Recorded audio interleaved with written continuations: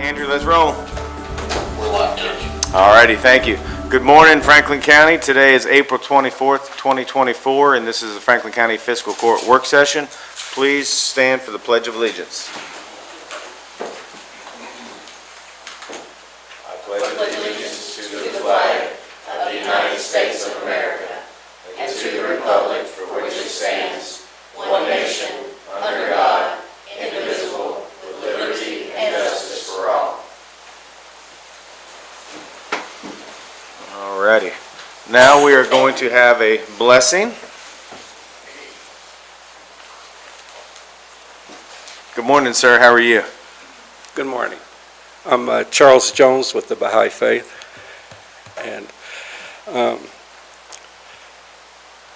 going to say a prayer for humanity. O thou kind Lord, O thou who art generous and merciful, we are the servants of thy threshold and are gathered beneath the sheltering shadows of thy divine unity. The sun of thy mercy is shining upon all, and the clouds of thy bounty shower upon all. Thy gifts encompass all, thy loving providence sustains all, thy protection overshadows all, and the glances of thy favor are cast upon all. O Lord, grant thine infinite bestowals, and let the light of thy guidance shine. Illumine the eyes, gladden the hearts with abiding joy. Confer a new spirit upon all people, and bestow upon them eternal life. Unlock the gates of true understanding, and let the light of faith shine resplendent. Gather all people beneath the shadow of thy bounty, and cause them to unite in harmony, so that they may become as the rays of one sun, as the waves of one sea, and as the fruit of one tree. May they drink from the same fountain. May they be refreshed by the same breeze. May they receive illumination of the same source of light. Thou art the giver, the merciful, the omnipotent. Thank you very much. That was beautiful. Appreciate you being with us this morning. Alrighty, we are now going to open it up for public comments. Is there anybody who would like to have a public comment this morning? All right, if you don't mind, we'll let Anne-Marie go first, and then Penny. Anne-Marie, if you don't mind, state your name for everybody, and you have 3 minutes. Max, can you handle that for me? Good morning, everyone. My name is Anna-Marie Rosen, and I'm here to talk a little bit about Earth Day. Let's see. Great, thank you. This Monday was Earth Day, and so this is Earth Week. It was the 54th annual Earth Day, and the theme, the national theme, was Planet versus Plastics in Time. Some of the things on the agenda today. On April 10th, I attended, next please.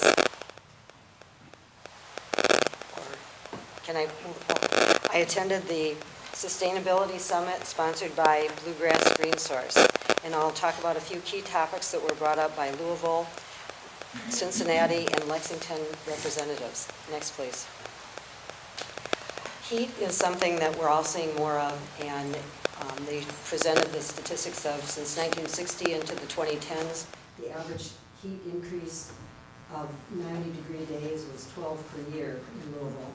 And this is important since we're at the same latitude as Louisville. And the 3 largest rain events ever happened in the last decade. Next, please. Heat island effect. Louisville leads the nation in worst heat island heating. And this is significant that it's worse than Phoenix or Atlanta. So these are specific areas where things heat up within the city. Next, please.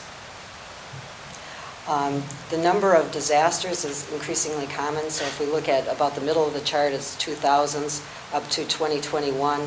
That green column is the number of major storms. Next, please. So Cincinnati is dealing with some of the same problems. They called out heat, pests, so increased insects that carry diseases, health problems due to poor air quality, storms, which are flooding, landslides, and sewer backups. Next, please. How they're dealing with that is to look at energy conservation in buildings, adding solar, activating the community, food sharing, and developing more of their natural systems, so places for people to recreate, like our possible bridge over the Kentucky River.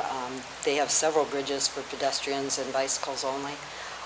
Working on electrifying transportation and moving towards zero waste. Next, please.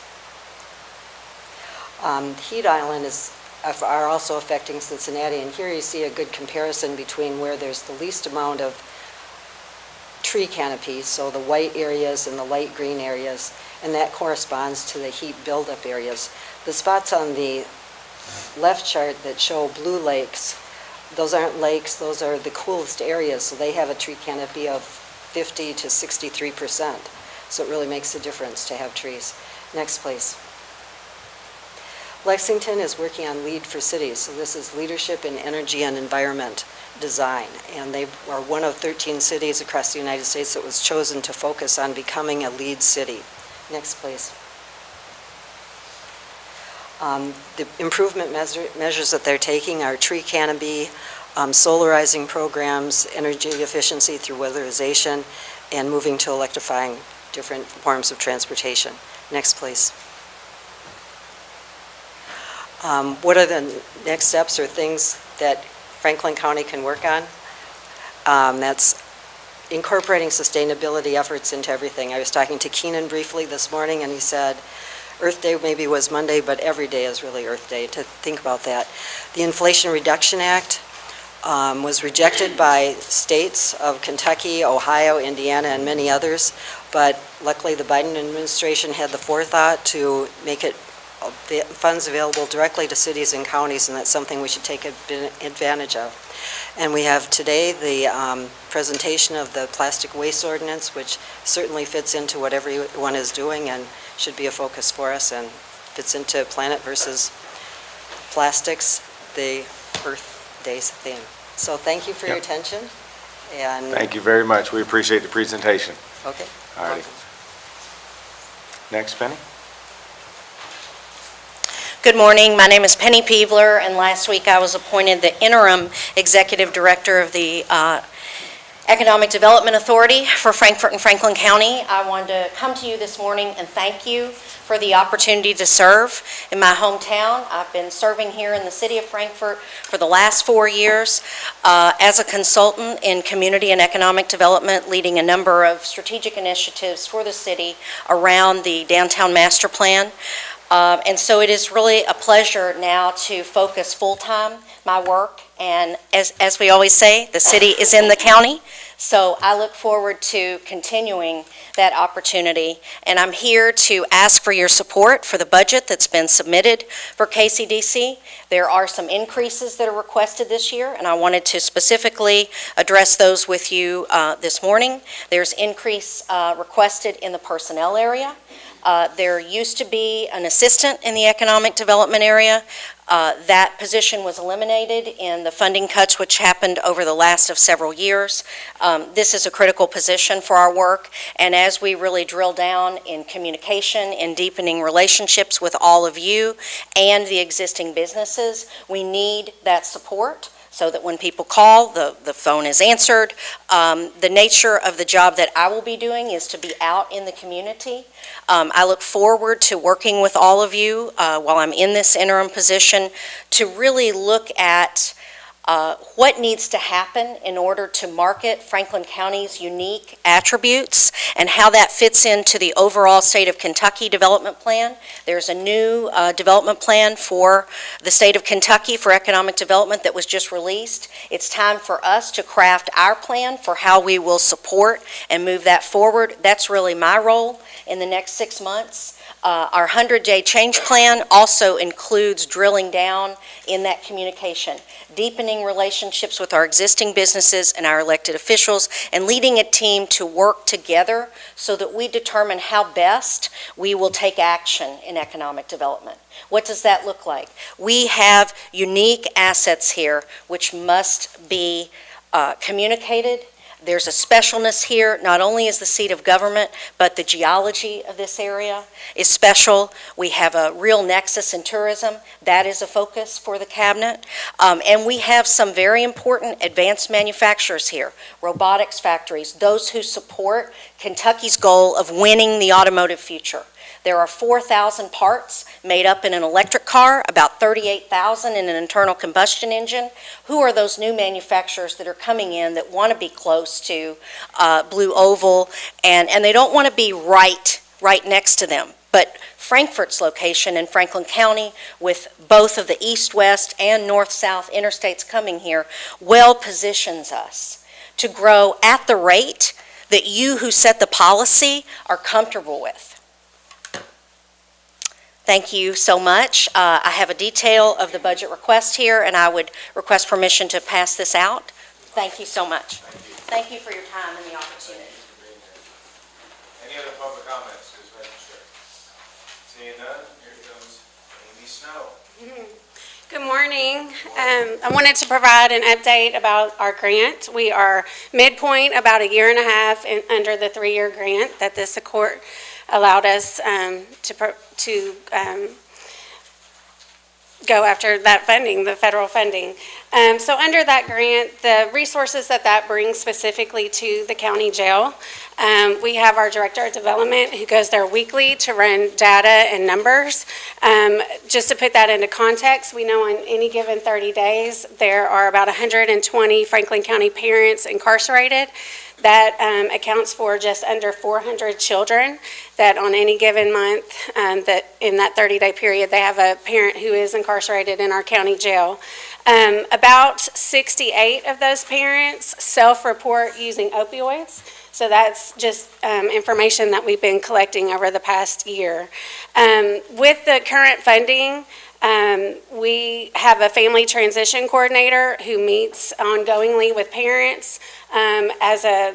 Our staff as a whole reaches out to those caregivers and children to provide wraparound supports for them in the community. We also have 2 parenting class instructors. They've completed 4 classes. We've started a 3rd men's class and getting ready to start a 3rd women's class. With the current funding, I wanted to inform you that the federal government has now approved for nonprofits to direct apply. So we will be able to reapply for this funding directly in another year. We maintain monthly contact with our grant administrator, communicating with Tammy, and everything is on the up and up with the reporting of the grant. This was not something that was on my radar, but in our monthly discussions with our grant administrator, we just felt like it was the right thing to do.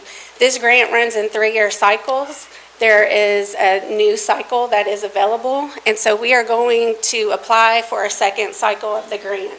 The resources that would provide in our county jail, we would be able to hire a 2nd family transition coordinator because honestly, with 120 parents, that's way more of a caseload than one person can manage. It would also allow us to bring in parent cafe facilitators. I know you are familiar with the parent cafes that are teaching protective factors to strengthen families within our communities. We have actually held 3 parent cafes with women who have graduated our parenting class. Those have gone really well, but we would like to bring in male and female contract staff to be able to do those monthly cafes in the jail. With our high schoolers, we work with the 4-H agents here in Franklin County. We use a positive youth development curriculum. That's something that we've done for more than 2 years. I met with staff from 4-H, and there's a curriculum, it's called 4-H Life. It has never been done in Kentucky before.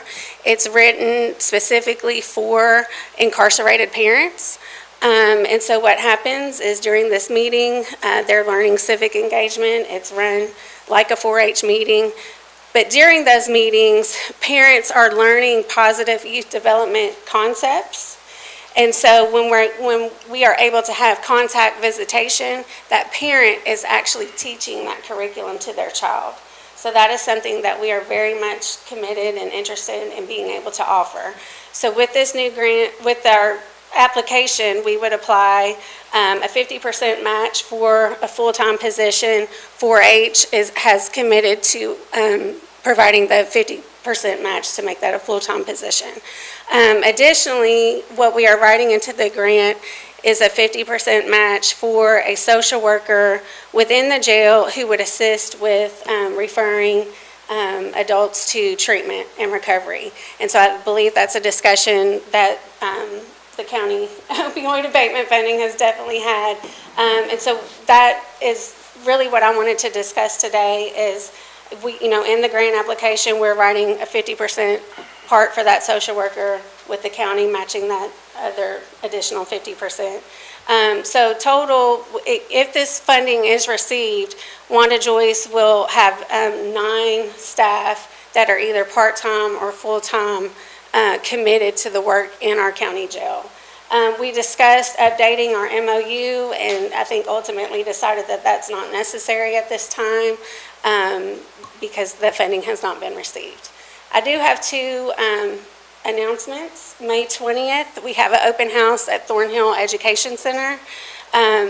We have moved our offices this month and would like to welcome the community to come meet with our staff and our board and our kids and families. That's 5 to 7 at Thornhill.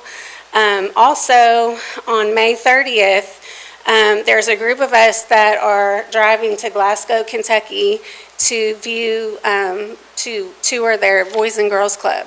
We are moving in a big, big way to bring a Boys and Girls Club to Frankfort, and would love to have you be a part of that. Thank you very much, and thank you for all the work you and your staff and team are doing. It is making a difference. So what question, don't go away yet. What questions do we have for Amy? So just, obviously the opioid has been something we haven't done anything with. Most communities have not done anything with. In our meetings, the cities had representation there too. I can ask Squire Dykes to talk about this also, but from the first meeting that we had, the biggest thing that everybody agreed on is we need somebody at the jail to help people transition back into our community. More than anything. I know we're talking with other communities right now about maybe a regional detox center and things like that. So I'm waiting on James Kay to kind of get back with us on that one. But the one thing that everybody has agreed on is that we do need somebody at the jail to help people transition back into life, to get driver's license, to get social security cards, things that we don't even think of that when people are incarcerated they don't have. So that's the position Amy was talking about. It's not on the agenda. This was just a conversation today. Kelly, would you like to go ahead and speak on this at all? I guess I just want to, first of all, thank Amy because she just does tremendous work and her staff does tremendous work. But I agree. I think the social work position is one of the most important things we can do. And I think it's something everybody agrees on. And did you get the position description I sent you, by the way? Did you get the email? Okay, well, I sent it, so look for it. Sorry. We're trying to come up with a really strong position description so we get the right person, because that is not a job for just anybody, for certain. It needs to be somebody who has lived experience probably, and also somebody who has worked with people that are incarcerated before. So I'm really excited about this, and I thank Amy and the judge and everybody on the task force for working so hard toward this. Thank you. Any questions for Amy about this that she's here talking about today? Squire Sebastian. Amy, thanks for coming. Thank Good to see you. you. Quick question, are you thinking of this position, would it be with the Wanda Joyce Robinson Foundation, or would it be part of the jail staff? I just want to make sure I'm understanding that part So of it. with that specific position, we would like it to be a county employee. And so So we Wanda would- Joyce would sub-award the county the 50% match, which is, I'm excited about that. I mean, that shows a great partnership and sustainability of that type of position. Squire, I think it's a great question, and that's something we'd need to talk about if that person becomes a subcontractor or an actual employee. So Yeah. that's that's you. something we really haven't talked about, but yeah. Thank you. Thank you. Any other questions for Amy about anything with Wanda Joyce? Seeing none, Amy, thank you. All right, Keep thank up the good you. work, we appreciate it. Alrighty, next I believe we have Ally Hall, and I believe she's brought an entourage of people to, they can all get up and speak if they'd like, but why don't you go ahead and tell us what you're up to today? Morning, members of the court. I'm here with some members of the Solid Waste Task Force to talk to you guys about an ordinance we drafted called the Plastic Waste Reduction Ordinance. And so the goal with this is Benson Valley Landfill in Franklin County estimates to be full by 2058.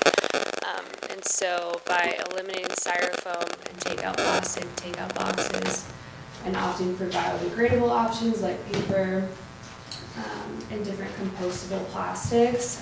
This would help with the sustainability of our landfill, and hopefully we would see less litter on the roads as well. We're finding that most of the litter by the roadsides are plastic bottles and other plastic beverage containers. So other states have enacted this, other counties have enacted this and adapted.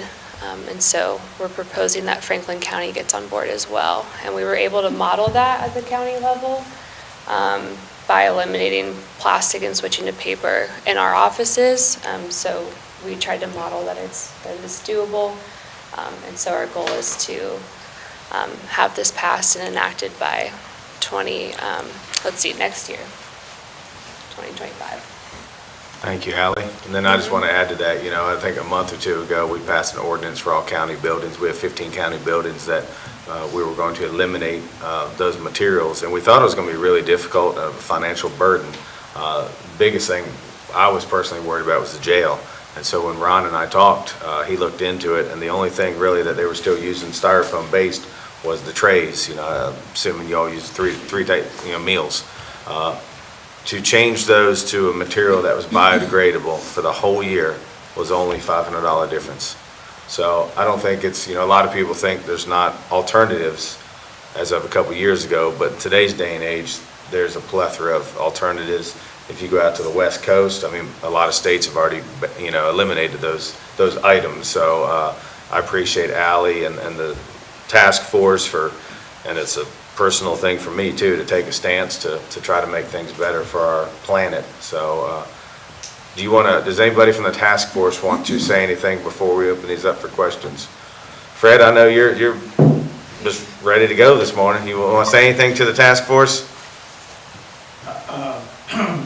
No, Judge and Court, I really don't have anything to add, except I come from a public health background, you might realize, and we're in a period of time now where scientifically we've seen that some of this plastic matter has entered our water, drinking water system.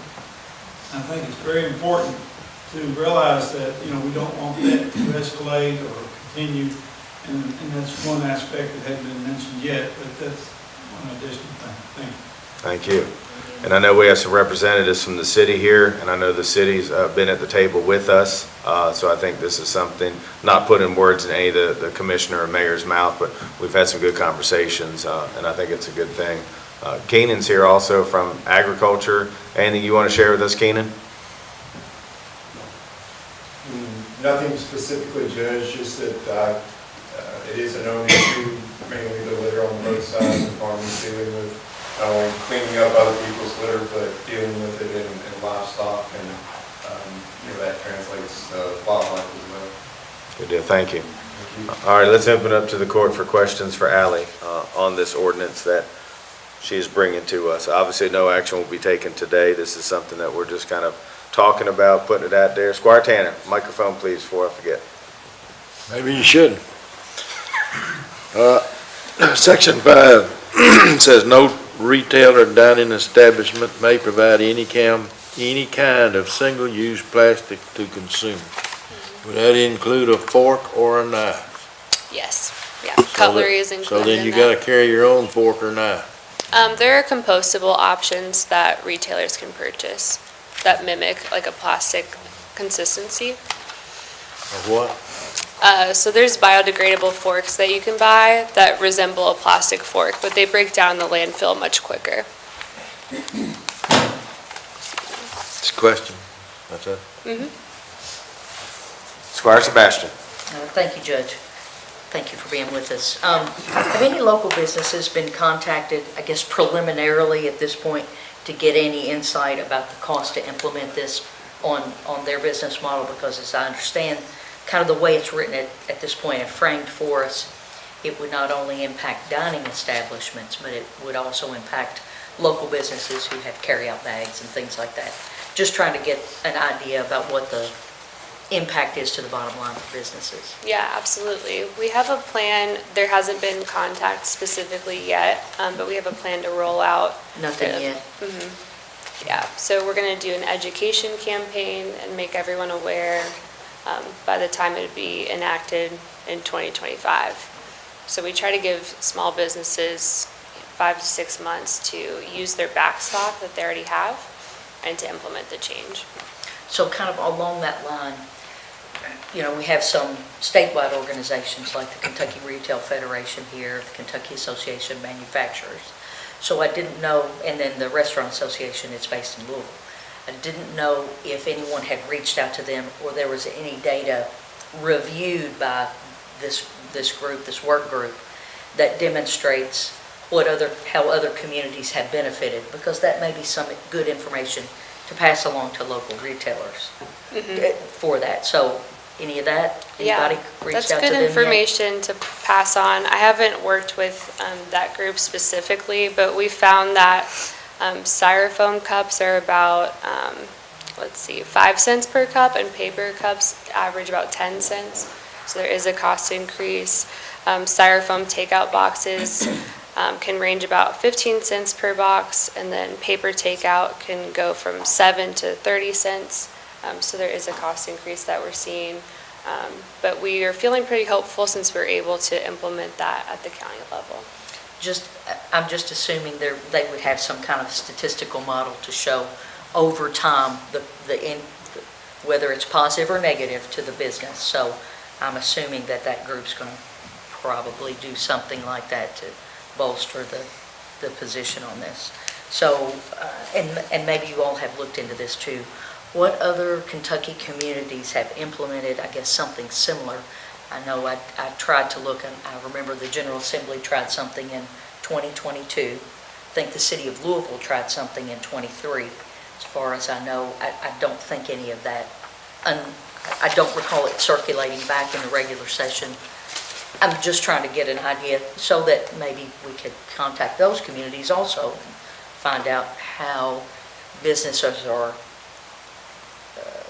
I guess, receiving it so that we can learn from those lessons. It's important to go ahead and learn from things that are available to us. Absolutely. From our research, we haven't found any communities in Kentucky that have implemented this type of change specifically. So we've seen it in other states, Pacific Northwest, out in Hawaii, out in the Northeast, but we haven't seen anything like this in Kentucky. So we were kind of hoping as the capital city to kind of lead by example with this model and give it a go, and then other cities would follow suit.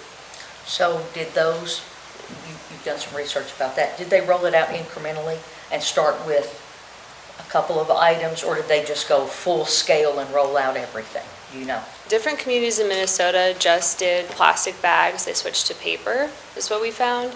And then in the state of Hawaii, they enacted a total ban all at once with all the products. So that was cutlery as well, plastic stirrers, straws, and those were all compostable. That was the switch for small businesses. And so we have some city representatives with us, so that's a good thing. So the staff as a city commission had a discussion similar to this, just so we know kind of what their input has been or what their thought train may be at this point. Yeah, they've been in talks. You want to say anything about that? The city commission will talk about it, we'll bring it up at our work session May 13th. Second Monday will be brought as a staff report meeting. But all the commission have been notified, I sent an email to all the commissioners where they can draft a copy of the ordinance, so I wanted to give them all a heads up. Yeah, thank you. And then, Ally, you want to talk a little bit about, I know you and I believe Anne Marie did some polling, outside on a Saturday as far as how people thought it would be affected, and it was pretty overwhelming as far as people that were in favor of. You want to speak on that just for a minute? Yeah, we did polling outside of Walmart in the early spring. I think, no, was it last fall? Sorry. Yeah, it was in the fall. And we were very surprised that a large majority of people exiting Walmart with plastic shopping bags in their cart were in favor of plastic bag elimination and a plastic bag in the county. I don't know if you remember the percentage. I want to say it was 68 or in the 70s. Yes, and we really suggest using reusable. As opposed to paper or other options. Yeah, so a lot of people were in favor, even though they were actively participating in the single-use model, which was surprising to us. And we also found that a lot of apartments don't have recycling access, so the elimination of single-use plastic at the source is vital, since not everyone has equitable access to recycling. Go Squire. Go ahead. Okay, go ahead. Sorry. Yeah, keep going. I can wait. That's it. Somebody else want to? Squire Tanner had his hand up. I'll just Okay. wait. I'm still First of all, rolling. I think this is a good project and a good goal, but I have thoughts about the question you asked at Walmart, number one. Were you talking about plastic bags versus paper bags only? We just said the elimination of plastic bags for Walmart. Elimination of plastic bags, but that's, to me, different than eliminating a Coca-Cola bottle, or a soft drink bottle, or a water bottle, which is made out of plastic. Now, they ship in here from everywhere, and I don't know how you control that. Are you gonna fine them $100 every time they sell one of them? I mean, there's some things in there that I would really like to think about. Yeah. Just to clarify with, if you're purchasing a Coca-Cola bottle at a retailer, that wouldn't count since, the food item's already pre-packaged in it. So it would be a to-go box during dining checkout. If you're ordering takeout, food trucks would need to adjust to paper items. So anything that you're, packaging on site versus pre-packaged. So then I'm assuming that a to-go box from Thai Smile would be illegal because it's plastic. The ones they use at that retailer are reusable. Well, they are from my reusable, but they're understanding. still plastic. So this would be just a single-use one. So if you can only use it one time, like styrofoam. So what she's saying is, Yeah. the Coke products are good, and even what Ty Smiley uses is Now, I legal. just used that for example. Yeah, no, it's a good example. Squire Sebastian? You Okay. can stay on that side. I have, It's all good. Squire Tracy? Of the 12 states that have banned the single-use plastics, what's the reduction, what's the percentage in reduction from those 12 states? Do you have that information? That's a good question. We need to look at that again as a task force. Okay. And then in regards to places like Speedway and Circle K that all have the single-use cups, those would be going away in this particular. Yeah, most of these retailers have paper options that they've swapped to in those other states. With all that being said, and knowing that how people react to pushback, what happens if Kroger and Lowe's and all those big employers say, we don't want this? Well, in the other examples where these bans have been passed, they have to comply. So they've adjusted their business model accordingly. We don't have any records of any sort of big box retailer pushing back from what we found. And Squire Tracy, I do know that Kroger's already stated they're going to do this by January 1, 2025. So we're right on target with what Kroger's looking to do anyways. And then when I talked to corporate of Walmart or Lowe's, I can't remember which one it was, Walmart DC, they understood. They said, we do it in other states, not a big deal. They said it's not typical that a county's going to do it before an entire state, but we respect that. So, and I think, Fred there had a really good, we're trying to figure out how to get the word out, how to spend the next 6-7 months educating people and coming up with alternatives. And I think we can use the health department as a big conduit for that because, like Fred said, all permits are through the health department, retail, food trucks, any establishment has to have a permit. I think there's over 400 in Franklin County and Frankfurt. So that's going to be a crucial piece to the puzzle starting now, depending on, what the court wants to do. But when we do put on the agenda, as far as if we all want to get behind this, then that will be part of the rollout plan. And I know you touched on the roadsides being full of plastic bottles. Ultimately, that's not going to help that issue. That's up to each individual that's just flicking their trash out the window. Yeah, that's a good point. We're seeing a lot of like McDonald's plastic cups and the fast food plastic cups. So we're hoping to see less of that with this enacted. Right. And I guess one of the biggest fears I have is in regards to like reusable bags. That cost is just going to go to the customer. And they're going to push those. We know that. Everybody's going to push reusable bags. So it'd be interesting to see where that is in those 12 states as far as the cost. And again, any cost that's acquired from the business is going to be pushed down to the customer. We all know that. So, one of the things we did talk about in the task force is coming up with maybe a plan to produce, reusable bags that, let's say, Kroger and some of those that are heading this way anyways, we team up with them, put logos on the bags, and maybe we try to distribute, 10,000, 20,000 to people to help that initiative.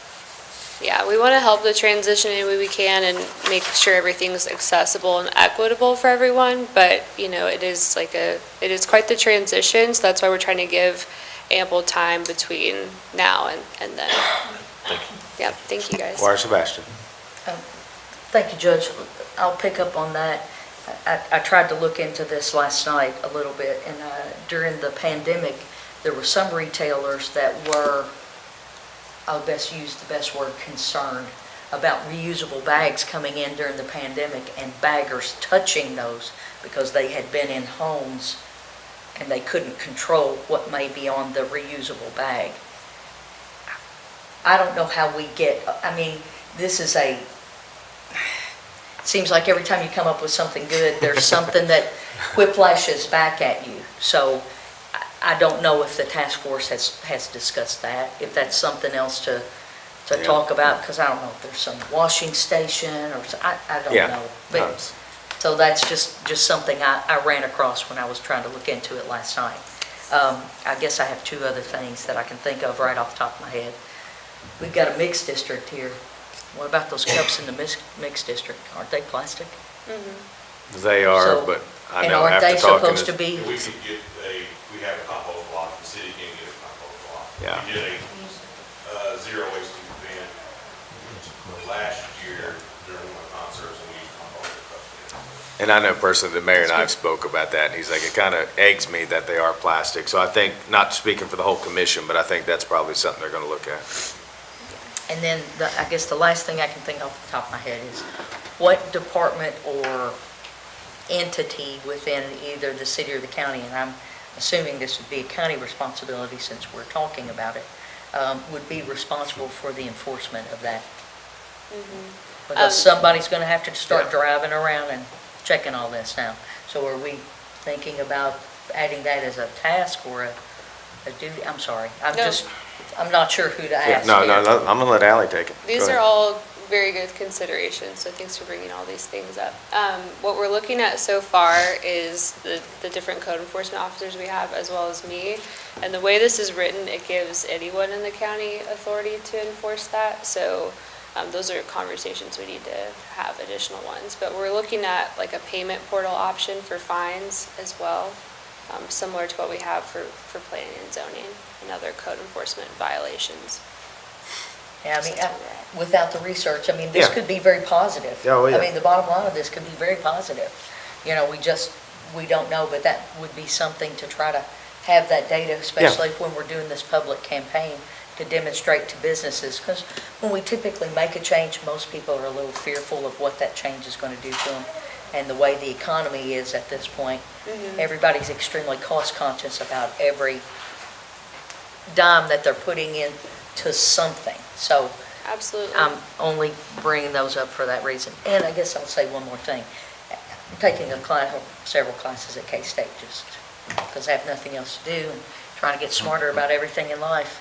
And in one of those classes, we discussed that plastic with the BPCs and other things that have broken down, almost every adult is walking around with enough plastic to make a credit card in their body. Somewhere, I mean, it's not all congealed together and we're not all carrying a credit card, but we all have that much plastic in our body right now, either through ingesting it through beef, poultry, who get access to this and eat it, or drinking it through bottles that have broken down. So we're all carrying that. So it's a good consideration for us to move in the direction where there's not so much of that we're using consistently. So Absolutely. I just say that Yeah. from a health conscious perspective.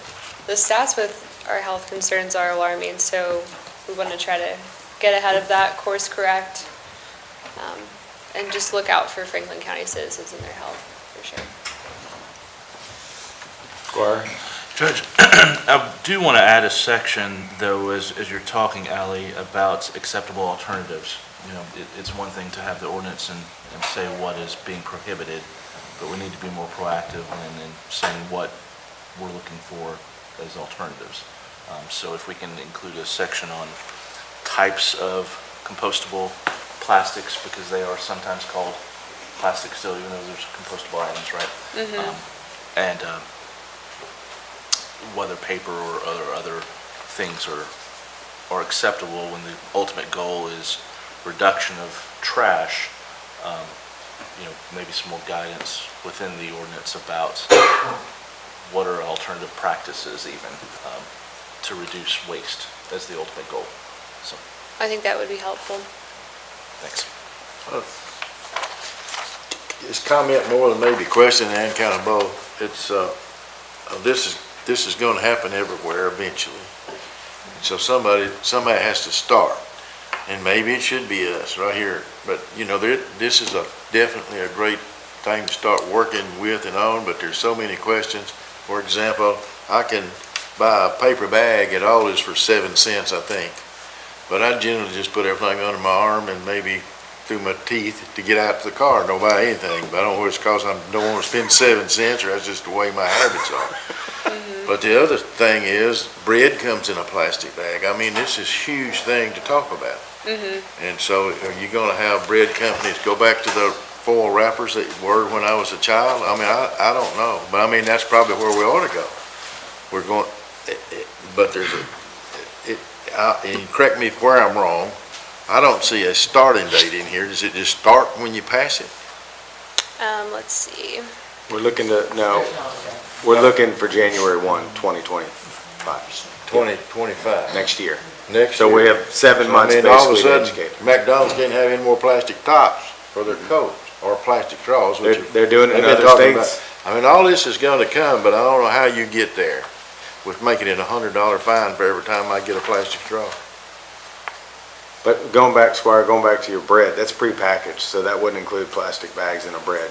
Anything that already comes prepackaged to us isn't for this ordinance. It's These are just, convenience items. yeah, convenience items, takeout items, things like that. Well, there's a lot of people that would be prepackaged. Maybe you ought to Yeah. define prepackaged. Is that the flea market loaf of bread? If it comes to there and they're not doing it on site. So, yeah, that's why we're talking about it now and That's not a fine. month before. There's no need to be taking up a lot of Yeah. time, but I do think this is a way of the future. I certainly believe that, but how we get there is another question, really. And I'm not pushing back that much, just trying to make sure it's clear when we get started. Yeah, absolutely. One day you can have a plastic cup, the next day you can't.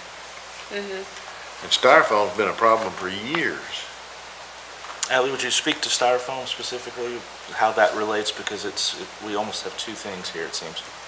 Styrofoam is a type of plastic, but we wanted to really outline that styrofoam specifically is prohibited. Styrofoam never breaks down. Plastic takes hundreds of years. Styrofoam, there's no research showing that it decomposes at all. I mean, they're looking at maybe 4,000 years of styrofoam. So I would say that's kind of the most dangerous and toxic offender in terms of landfill use and our health. And there's no options for recycling that. There's a few places, a few companies out of state that reuse clean styrofoam for packaging again, but there's not good recycling options. Ally, I want to thank you and the task force, especially for being here today and all your involvement. I think all the questions and comments from the Fiscal Court have been very good. I think there's still a lot to work on, but I think we're all heading in the right direction. So I appreciate you and all the work you've done on this. Yeah, thank you guys for the good questions. Appreciate your time. Thank you. Alrighty, we're going to go into the judge's report now. We had a jail task force committee meeting on April 11th. We talked about some grant opportunities with our security cameras and utilizing a Homeland Grant Security. We're still talking about the fence for up there and then the MOU with Wanda Joyce. We discussed that as well. We had a stakeholders meeting at Thornhill about the NCFL that we are all in support of, and I appreciate the support for that initiative, April 17th. So we just a lot of people were together. There's a group right there. Squire Sebastian was there, city, county, just stakeholders all over the community about how we can all support this wonderful program, and not to forget that we are the pilot program for the country on the NCFL initiative. So I thank all of you all for that. Parks Committee met on April 19th with Hitchcock. We had the full design group here, kind of talking about lighting, irrigation, things like that on the master park plan. So I know the notes are online if you all want to see that, or feel free to talk to me or anybody on the park committee about it. We had a Civics 101. I represented as the treasurer because Amy wasn't able to come. They actually thought maybe I had a little dabble in the treasury department here, but it went well. City and I went up there, and Alicia, it was really good. We had 3 people come up to us afterwards, and it's amazing. People from our community have no idea where their taxes go, what their taxes are for, things like that. So it was about an hour-and-a-half program. And I appreciate Together Frankfurt putting that on, but it was a great function. This weekend, the mayor and I attended the 54th anniversary of the Earth Day celebration. We did proclamation at the Orlando Brown House. I was really happy with the turnout there. A lot of vendors, a lot of community coming through, talking about the importance of Earth Day. And like Keenan said, it should be every day, but it was a great group of people, and very happy to be there to do that. That day also, there's a second annual, I believe, sobriety festival I spoke at. It was pretty powerful, the amount of people that were there. They're just starting their journeys on sobriety and things like that. So good event. And I think people need to realize that there's a lot of people struggling out there, and it's not just addiction, it's mental health and everything else. So it was nice. The week of May 5th through May 11th is Frankfurt Heritage Week. We have a lot of things going on that week. This is the first year, I believe, that they've asked the county to kind of be in it. So we have a couple things going on there. This is the 229th birthday. We're going to have a big celebration at Lakeview Park. I've spent a lot of time with some others securing funds for this event, so this will be free to the public. Which is going to be a pretty amazing thing. So we have some guest speakers throughout in between acts, and then we're going to have Jerry and Nat. I think most people know them. They're loved in this community. They're going to open it up with the music, and then we're going to have Mashgrass that's going to come after them. They're a really cool bluegrass band out of Versailles mostly, some Frankfurt, and then we have a headliner. And I guess we're going to play a video here, see if anybody knows this guy. What's going on, y'all? It's Walker Montgomery here, and man, I'm so excited to be in Frankfort, Kentucky for the Franklin County Birthday Bash, Friday, May 10th at Lakeview Park. It's a free event, so be sure to bring lawn chairs, blankets, whatever you got. There's going to be food trucks, beer trucks there. Gates open at 4:30. I go on at 8. I'm so excited to be back home in Kentucky. Alrighty, so there it is. Walker Montgomery will be the headliner. So gates open at 4:30, and the event starts at 6. So that's exciting. We are going to do tickets, even though it's going to be free. So it will be on right there as Eventbrite. We're going to limit it to 3,000 people. So we are excited, and we just pray for very good weather. What else? Squire Sebastian, you want to say anything about the event?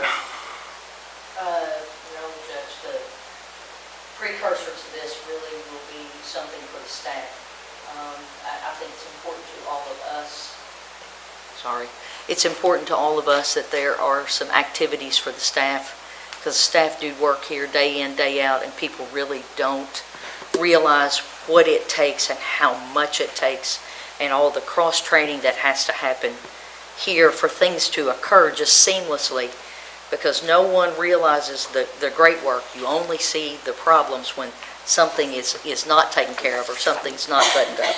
And it's not for lack of trying, sometimes it's for lack of the amount of time that they have to do these tasks that just keep coming. So I'm really excited, not only about the birthday part of it, but about the staff component that's going to happen on May 9th at the Grand Theater. That is going to be just phenomenal. So my heart is in that part. So we'll talk about that a little bit too. So May 9th, we thought it'd be really important to do kind of a lot of us saw at one of the conferences motivational speaker, and it kind of clicked with me especially as far as, you know, how people communicate with each other, how they talk to each other. So what we've done is we've talked to our healthcare provider. He's going to provide lunch for all county employees that day. On May 9th, we're going to shut St. Clair Mall down. We're going to have tables on the mall. We've talked to the Grand Theater about having their facility available to us. We have secured sponsorship for the speaker. Taylor Marshall's Realty Group is going to pay for the speaker for us. So again, another free event, but we look forward to getting as many county employees there as we can. We're going to have a staff meeting next week to really kind of talk about sign-ups, and I know we're talking with emergency responders and maybe the state and the city kind of help cover some of the responsibilities of, you know, fire and sheriff and things like that. So that will be May 9th in the afternoon. And then May 10th will be the birthday bash. So we appreciate everybody's work on all of those. Alrighty, that's all we have for that. I guess we're going to move on to the minutes. I'm sorry? Oh, did I? Yeah, I did. How'd I do that? Why didn't you call me out on that? I jumped right over you. You know what it was is Amy stood up and was walking towards the podium before the public comments was even over, I guess. Thank you, Eric. Thank you, Squire Wisman. Yeah. Duke, how you doing this morning? Doing well. How y'all? I apologize. You should have threw something at me. You know, I've been okay. I wasn't gonna argue with you. It's all good. You were hoping you were going to get out of it, weren't you? I was trying to be quiet. No, I just like to update y'all with the what the crews have been doing the last couple of weeks. Pretty much working on a lot of culverts around the county and ditching. We've got a bunch in bad shape. Of course, we put in new driveway culverts quite often as well. Of course, our mow trim's running in Ball Knob right now. We just got done with pouring concrete in the compost building, so that turned out pretty well. Nice little building up there. That's on the road trip today, correct? It is on the road trip. Just making sure. And then as far as the road, new facility down at the road department, it's going real well. They actually got the concrete poured for the shop yesterday. It turned out real nice. We've got our salt moved to the new barn, and they're supposed to start demo on the old, what's left of the old salt barn, sometime this week. And then the break room as well, it'll be coming down here soon, so it should start shaping up down there. There's what salt we had left in it. It doesn't look like much compared to what it did in the other bin. Yeah. Right. So, everything's coming along well. We feel that thing at the salt, how long will it take us to use it? I don't know if we'll ever fill it up, but if we can afford to fill it up, it would take quite some time, I'm sure. I've not able to put a pencil to it, how much it'll hold, to be honest with you. We don't know how much it's going to snow either, so. Right. I think when it was spec'd, it was 5,000 tons. Is that what it is? That's what it is. Yep. And I think on the average winter, I think it's about 2,000 to 2,500. About 2,500. Yeah. So, you know, Duke and I talked the other day about maybe after the salt stockpiled in there, maybe creating a temporary wall and then maybe, you know, storing topsoil or something like that to keep it out of the weather. So maybe some different functions, you know. We're storing equipment in there and stuff. probably a little bigger than what we need, but it's where we're at. Yeah, we'll use it. You can't build anything too big. Right. Yeah. That's for sure. And I know we have a representative from Codell Construction here. I want to thank you. I think things are going well down there. I appreciate everything you all are doing. He's here. I know we have some payment requests on bills, but if there's any specifics, I could put them on the spot right now. I'm just kidding. Any questions for Duke and the road department? Also, I forgot to tell you, Arts is actually down there. They're putting our lights in our vehicle storage building now as well, so. Good. Finally got them on site. Caleb, when do you think steel might start going up on the new shop? I've been all over him about getting here Monday. Okay, so potentially next week. Potentially next week. Okay. Yes. Been trying to get a hold of him. He knows what the dates are. Okay. Should be coming. But yeah, they'll start setting columns, and then they'll go ahead and do the full structure. And then once the structure's up, they'll start doing the CMU and the metal panels at the same time. So that way we get ready for the mezzanine and get that up. And that's the bulk of our work really is in that building. Yeah. So we're just gonna push it hard from here on out. Yeah, we appreciate it. Squire Wisman, do you have a question? I was just kind of wondering, give us an update on whether it's time frame for completion, or we meeting schedule? We had some. Caleb, do you want to just some come of that up? kind 'Cause, of yeah. in the winter. Sorry. I figure you're here. You might as well Yeah. get a little Always FaceTime on. on TV. You know, this is your big debut. Oh, yeah, woohoo. No, I'm Caleb Smith. I'm with Codell Construction. And, no, right now we are slightly behind in the scheduling part of it. There are a lot of dates, as long as everyone gets here when it's their time to be in, there is time to make up quite a bit of what we are behind. So I'm confident as long, weather plays with us and each contractor does their best to get there when it's their turn, immediately after the other, we should be able to get there just in time, so. What is the tentative? Is it December? I can't remember. I wish I printed that out with Yeah. me this morning. I do believe the final completion originally was like 12 something. That's final Yeah. completion. Yeah. That being said, I know we had added 15 days for the first PR. So right now we're scheduled like the end of January per my floating schedule. Like I said, so we're roughly about a month and a half behind. We're going to try to condense that, and I think we can do it. I really do. So in actuality, we're hoping for Still hoping Christmas or for something, yeah, by the end of the year. Probably slightly after, Yeah, all right, that's perfect. Yes, sir. Any other questions for Duke or Caleb? Good deal. Thank you for being here. I just got one other thing to add. I want to thank Fire Chief and Assistant Chief Mike Other. Mike actually got everybody at the road department certified CPR last week, so I just want to thank them for that. A good deal. That's great. Thank you very much. We appreciate everybody working together. All righty. I believe we have our clerk, Mr. Jeff Hancock. Good morning, Jeff. Morning, guys. How are you all? Morning. Hey, quite We're great. crowd today. You want the good news or the bad news? Both. All right. The bad news is we are behind exactly $400,000 in collections year-to-date from last year. If you want to know why we're there, it's very simple. The new Cavis rollout has put us behind exactly, in my opinion, about 2.5 weeks of collections. Is the system working correctly? It's not 100% at this point.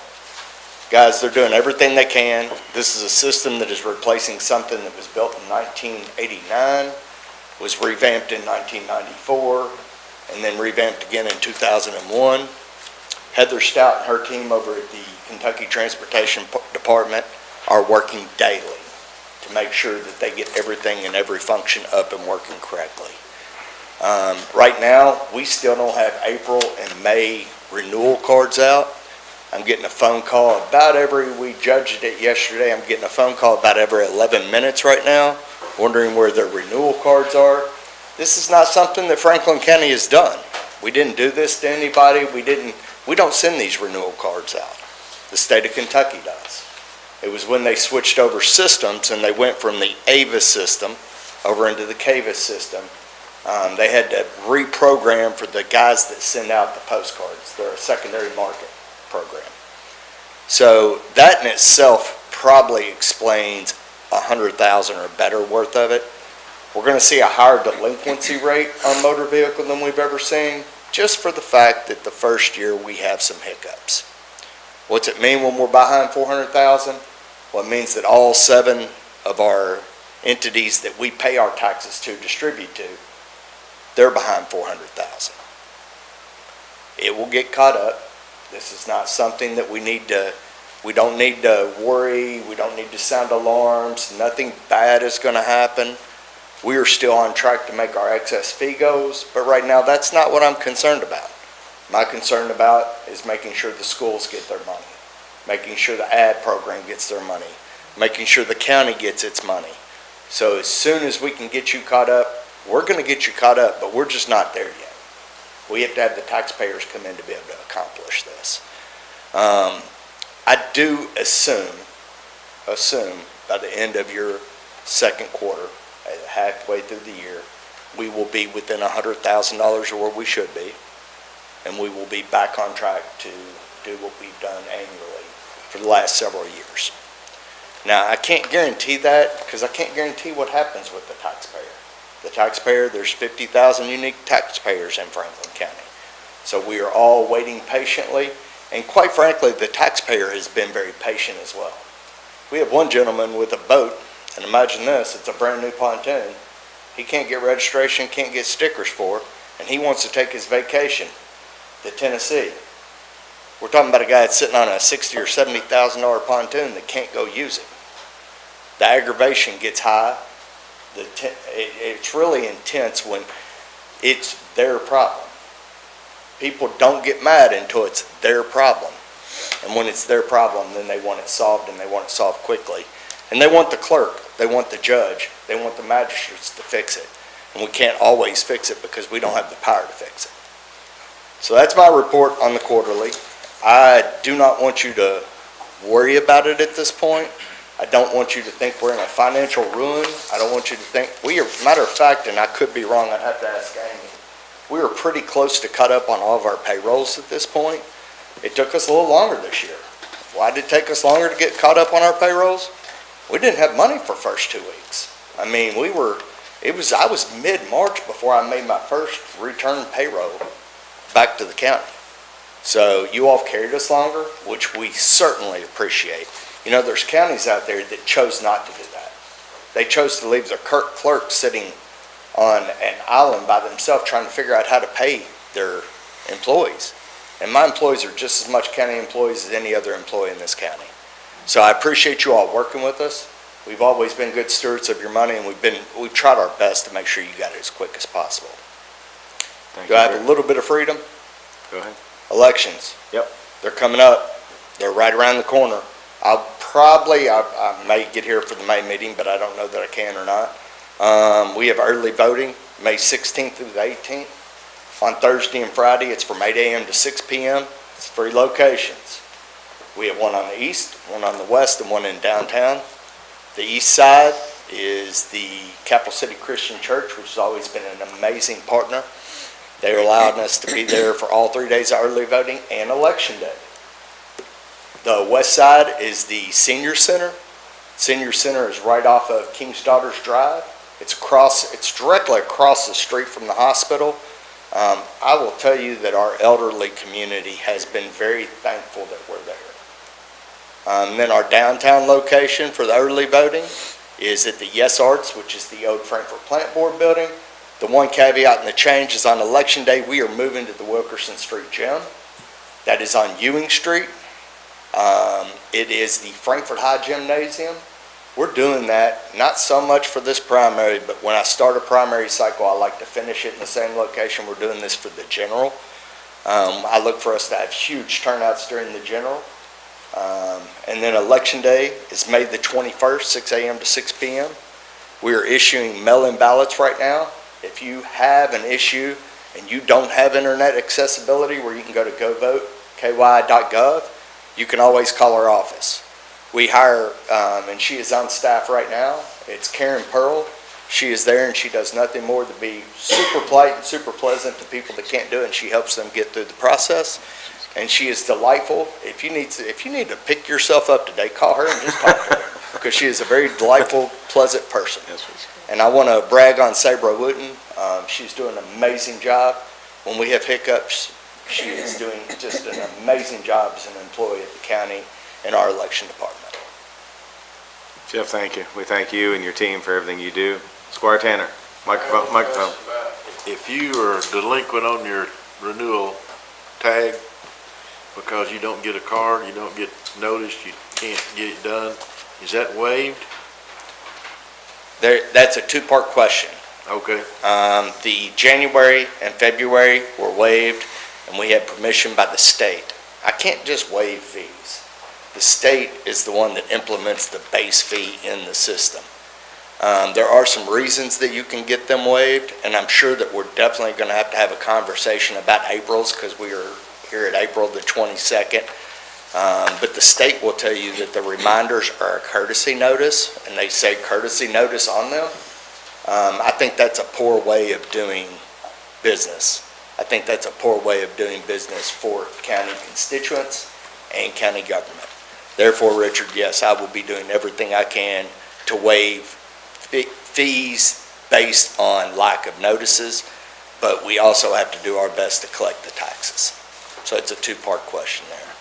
I hope I answered it. More or less. Yeah. Squire Sebastian. Thank you, Judge. And Mr. Clerk, I was in your office this morning getting a tag renewed right before court, and I didn't get a card, and it's a truck I don't drive that much. And I was just out looking behind it, and I was like, uh-oh. And it was a month late, but I didn't get a card either. Staff couldn't have been more professional and courteous and quick in looking through the new system. So your staff's doing, the staff at the clerk's office is doing a great job. So I just had some personal experience with it today that I wanted to share that was very positive. I mean, they're doing a good job with what they've got to work with right now. Squire Tanner. I have one more question, but it Yes, sir. strictly pertains to a gentleman who talked to me about not being able to get his tag for a dump truck. It was a big truck. Is that a holdup, or was he misinformed, or did I misunderstand his statement? It's probably a little bit of both. The system has changed. I can no longer dealer assign a dump truck. So if this gentleman buys, and I think I know who you're talking about, if he buys and sells dump trucks, but he uses them in the interim, so he dealer assigns them, then he puts a tag on them, then he uses them while it's under a dealer tag, that can no longer be done. That's a state regulation, apportionment tags. If the tag, remember this, if a 45,000-pound truck is on your roads, it's tearing up your road systems, and the road superintendent's interest trying to make sure that they're paying their part on the wear and tear in the traffic that goes on your roads, that you have the responsibility. Well, right now, there's another thing that's going around right now. We can't, with lease vehicles, if a leasee hasn't paid all of their other taxes on a certain portion, it's not real if it's just somebody else's issue. But when it's your issue, it's a real issue. And we are very aware of this, and we're doing our best to make sure that... The minutes from April 10th. Does anybody have any questions or concerns or comments on that? Judge, just, can we mentioned this in 2 meetings ago, but there's a lot of things discussed today and reflecting really folks who came to speak, public comments, the names of those folks, any other comments that are made. And on the 10th, we had quite a lot of discussion. And again, you know, unless we all take our own personal notes, those things aren't reflected for us to reference back generally. Okay. So could we maybe revisit this months as well and have the clerk go back and kind of add those and then start making that a practice? I think the minutes can only be correct action to the court. Okay, We can't have, okay, it has to be the action. gotcha. Thanks for being with us today. Happy to be here. So our 22 tax audit came back clean, which we're very happy about. So our record from 2019 to now, I have to remember all these clean ones. Well, good. We appreciate you and congratulations on another clean audit. Does anybody have any questions for the sheriff on this agenda item?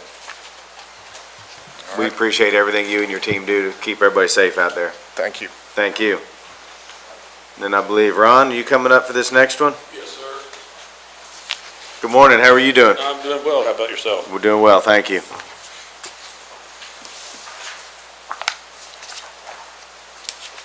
You want to talk about surplus in a vehicle?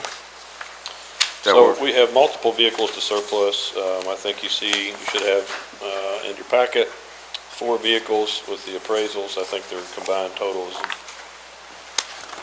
under $2,000, I'm sure, maybe under $1,500. I didn't do the math. Okay, I know we talked about this in the last court meeting, and I think this is the direction the court wanted to move in. So does anybody have any questions for Ron on this agenda item with them trading in a vehicle and using some money out of that one line item to transfer to get a maintenance vehicle in this budget year? Squire Sebastian. Thank you, Judge. Thanks for being with us. I just have one question. I look back through the quotes, and it appears, I think we're going to go with the Chevy, since it appeared that was the best pricing based on the turn-ins. So my question is I saw there was an option in there for I guess my question really is there a mechanical need to get that chrome bumper option? And that's just extra cost to the vehicle. I'm not sure. The other things I can understand. I don't actually have that document in front of me. I think somehow I managed not to get that in my packet for today. And I have no idea if that's just because it may have to do with the hitch or something. I would defer to May have to do with that. I don't know. We're actually getting the Ram. I don't know what y'all have in there, but the You're truck. not? But Okay. make it into mine today somehow. All right. We're trading in the current 2016 Ram and we're buying a 23,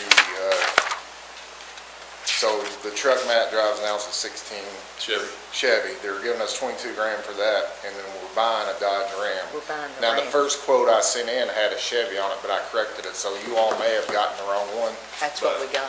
Squire Wisman has, at least Okay. he has the right one, which is a 2500 diesel Ram. And this is a leftover truck, so they gave us really good, it's actually cheaper than the gas Chevy truck, if I understood it right. Correct. But as It's far as. $100 more. Right, $100. okay, $100 more than diesel, but as far as the way they're ordered, we don't really have any control of those options. For example, the Durangos, they buy 3 to 500 of those at a time, and they're all ordered the same. So you can't go and say, hey, we don't want the spare tire, we want this for that. You take what you can get, unfortunately, but. I just wondered if there was some need based on, because the Chevy showed 6 pages of options. It's And that's just, what- I guess they Thank you. ordered them That's- based on what I they feel totally- like they're gonna sell. Totally understand. Yeah. Thank you. Any other questions for Ron or the sheriff on this agenda item?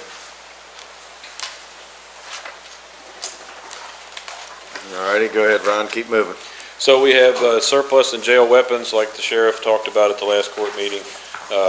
They have a service life. We have 2 that are about 15 years old. They're not the same caliber as all of our other weapons, so we would like to trade those into basically the same model that's newer in 9mm instead of 40 caliber.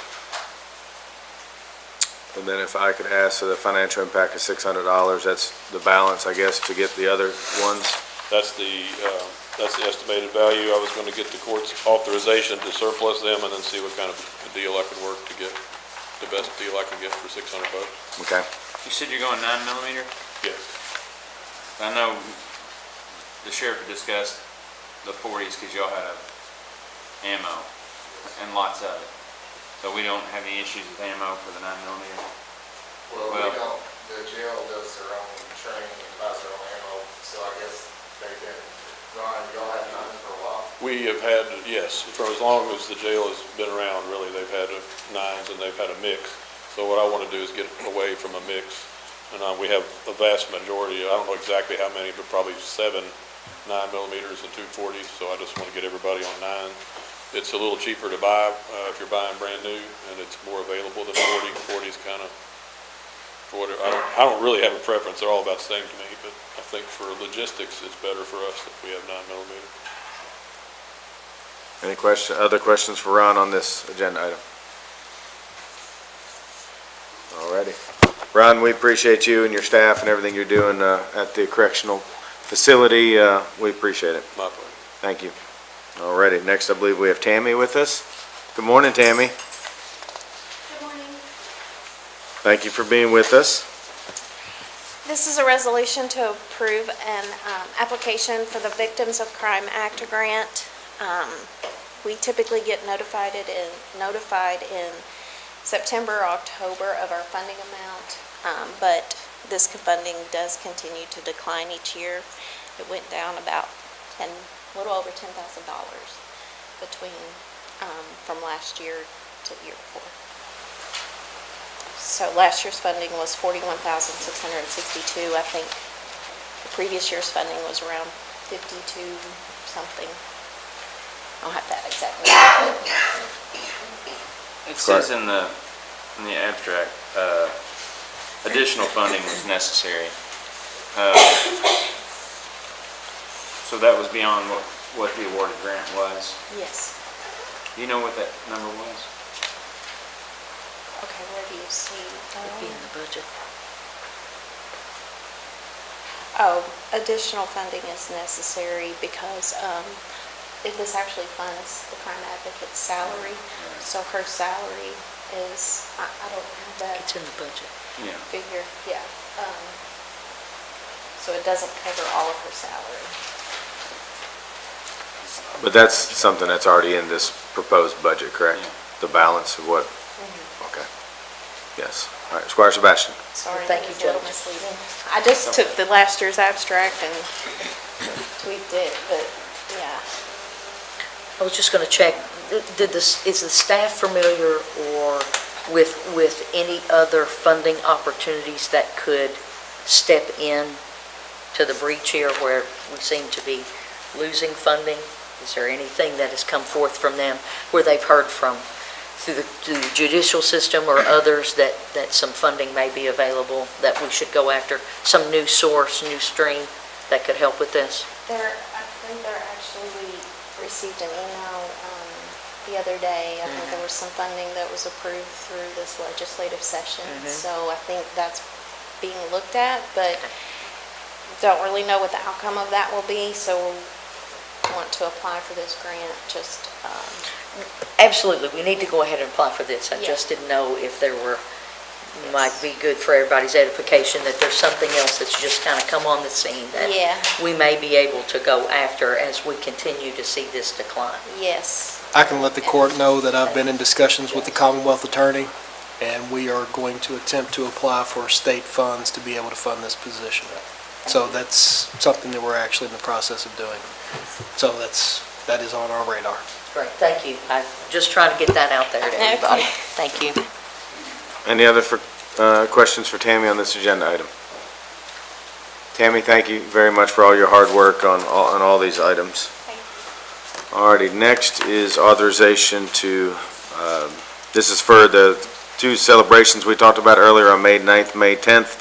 Like I stated, we've spent some time securing private donations for all this, for all the music and activities and things like that. So it's just authorization for basically me to be able to distribute it, and we'll let the court know everything that goes out for the events. Any questions on this? Squire Tanner. I only have one question. It says funds not to exceed $28,500. What if somebody else wanted to make a donation? They can. I don't know if it'll be necessary. We're going to cap the spending. True, but as of right now, I don't know if we'll need any more. If somebody else wanted to, then we'll leave any excess funds in a line, Amy, where does that go? We'll just leave it in donation items? We can carry it over. And so if they need to be, then I'll have to come back to the court and ask. But as of right now, budgetary-wise, I think we're going to be okay. I think we might even have a little bit left over. Yeah. Yeah. Alrighty. Next, I believe Ben is with us. Good morning, Ben. How are you doing today? Doing well. Good morning, Court. So I think this is somewhat unusual. We haven't seen something like this type of resolution in the past. From what I understand, The county issuing a letter authorizing this type of work sufficed. However, this is regarding a Farmdale Water District water line replacement project to authorize work within county right-of-ways. That letter has no longer been accepted or is not acceptable anymore per Shelbyville Office of Rural Development of the USDA. In your packet, you have the proposed resolution and a summary of which roads that this will impact and maps that have been provided by H&B depicting the work that'll be done. Yep, that's what we have. All righty, do we have any questions for Ben on this agenda item? Squire Sebastian. I don't have a question. I just have a comment because all this lays in the first district, and these are asbestos cement lines that absolutely have to be replaced. And so funds have been secured by the water district, and some of the funds have come from the court through ARPA to ensure that this happens. And this trip in this resolution sets a lot of things in motion for this water district. And so this is a very critical, important thing that we do today to help this water district go on. And it also impacts roads that need to be paved because there's boring and cross-cutting of roads. So this impacts a lot of things, and this domino has to happen first to allow those other things to happen in a timely manner this year. Correct. So I just put that. Without this, it's holding up. Without this, it holds up a lot of things. It's like a dam wall holding back the flow of water. Very important. Absolutely, and that's very good information. And yeah, basically when we talk to them, they have everything ready to go for bid. They're waiting on this resolution, basically, so. Did you have a question or a No, you comment? made the comment I was gonna make. They cannot bid the project out until they get this done. Yep, exactly. And it's really allowing them to use our right-of-way Mm-hmm. or no place. They've been struggling getting right-of-ways for, ever since I was on the board. Now, I don't even know how long ago that was. Yeah. So now they've got it all lined up, and we need to move forward as fast as possible. Yeah. Ben, I appreciate you working on this. I believe Jack had a little hand in it too, maybe, so we appreciate you all bringing that to the court. Sure, no problem. All right, next one, Ben? Who will ultimately be responsible for repairs to the roadways? Or since Squire Sebastian mentioned, is there a plan to pave all of these roads following the project? The contractor. Yeah, the contractor will have to backfill the spot where, because they're going to have to clear cut across Nineveh Road, but that's one that I've been trying to get paved, and it will not happen. There's no reason to pave a road knowing that you're going to have to cross-cut it and then backfill newly paved asphalt. So this impacts a lot of things. This absolutely has to happen. But ultimately, in the bid documents, Eric, they will be That's part of responsible for the putting it back contractor. the way it was. Yeah. I'm just asking, is there a plan to pave some of these roads anyway? After all of these things happen. All right, Ben, next one. Yeah, so before I stepped into the interim position, the Fiscal Court had decided to change directions with our county engineer. Just a minor correction, this is not an RFP, it's RFQ. It's a request for qualifications, and that's in accordance with KRS 45A 745. In order for us to set forth us retaining new engineering services, we'd like to take it through an RFQ process, and that way we can make sure we pick the correct and best firm to assist in those roles. Under here, I have a list of possible activities that this firm would be required to do, anything from reviewing development plans, land surveying services, road safety analysis. We also want this firm to be a KYTC pre-qualified firm that would help with the list of activities listed under there as well. And also in your packet, I have the legal ad that will be published in the State Journal to get the ball rolling on this one. And this is basically just a formality for y'all to authorize to proceed on. Questions for Ben on this one? Squire Wisman. Judge, I'm just kind of wondering how this came about. I thought just a couple of months ago we did a contract expansion or extension with H&B, but is there some basis, is there a time, an end of that existing contract that we're going back out, or what? Can someone elaborate a little? Yeah, so Some of that is true, and that firm has concerns that if we don't take them through the RFP process and they have to work on some sort of project that requires grants, that the grant money could be withheld because they weren't taken through this process, more or less.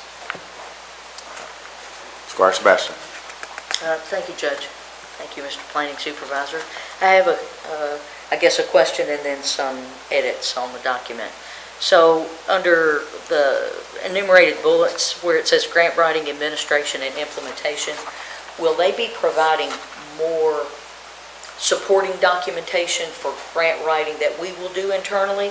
Or will they be responsible for specific items of grant writing on their own and hopefully collaborate with the county so that we know what's going on?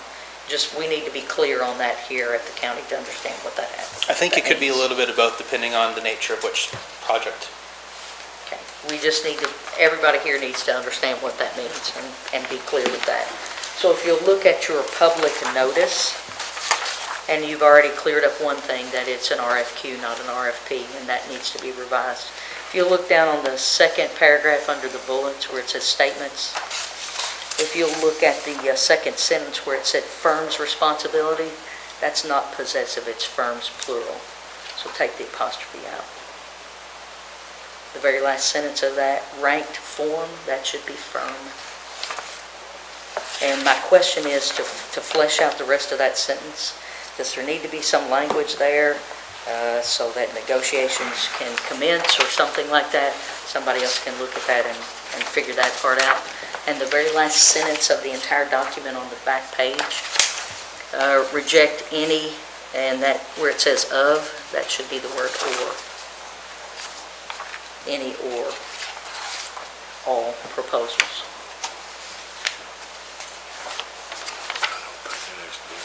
Noted. Okay, thank you, Squire.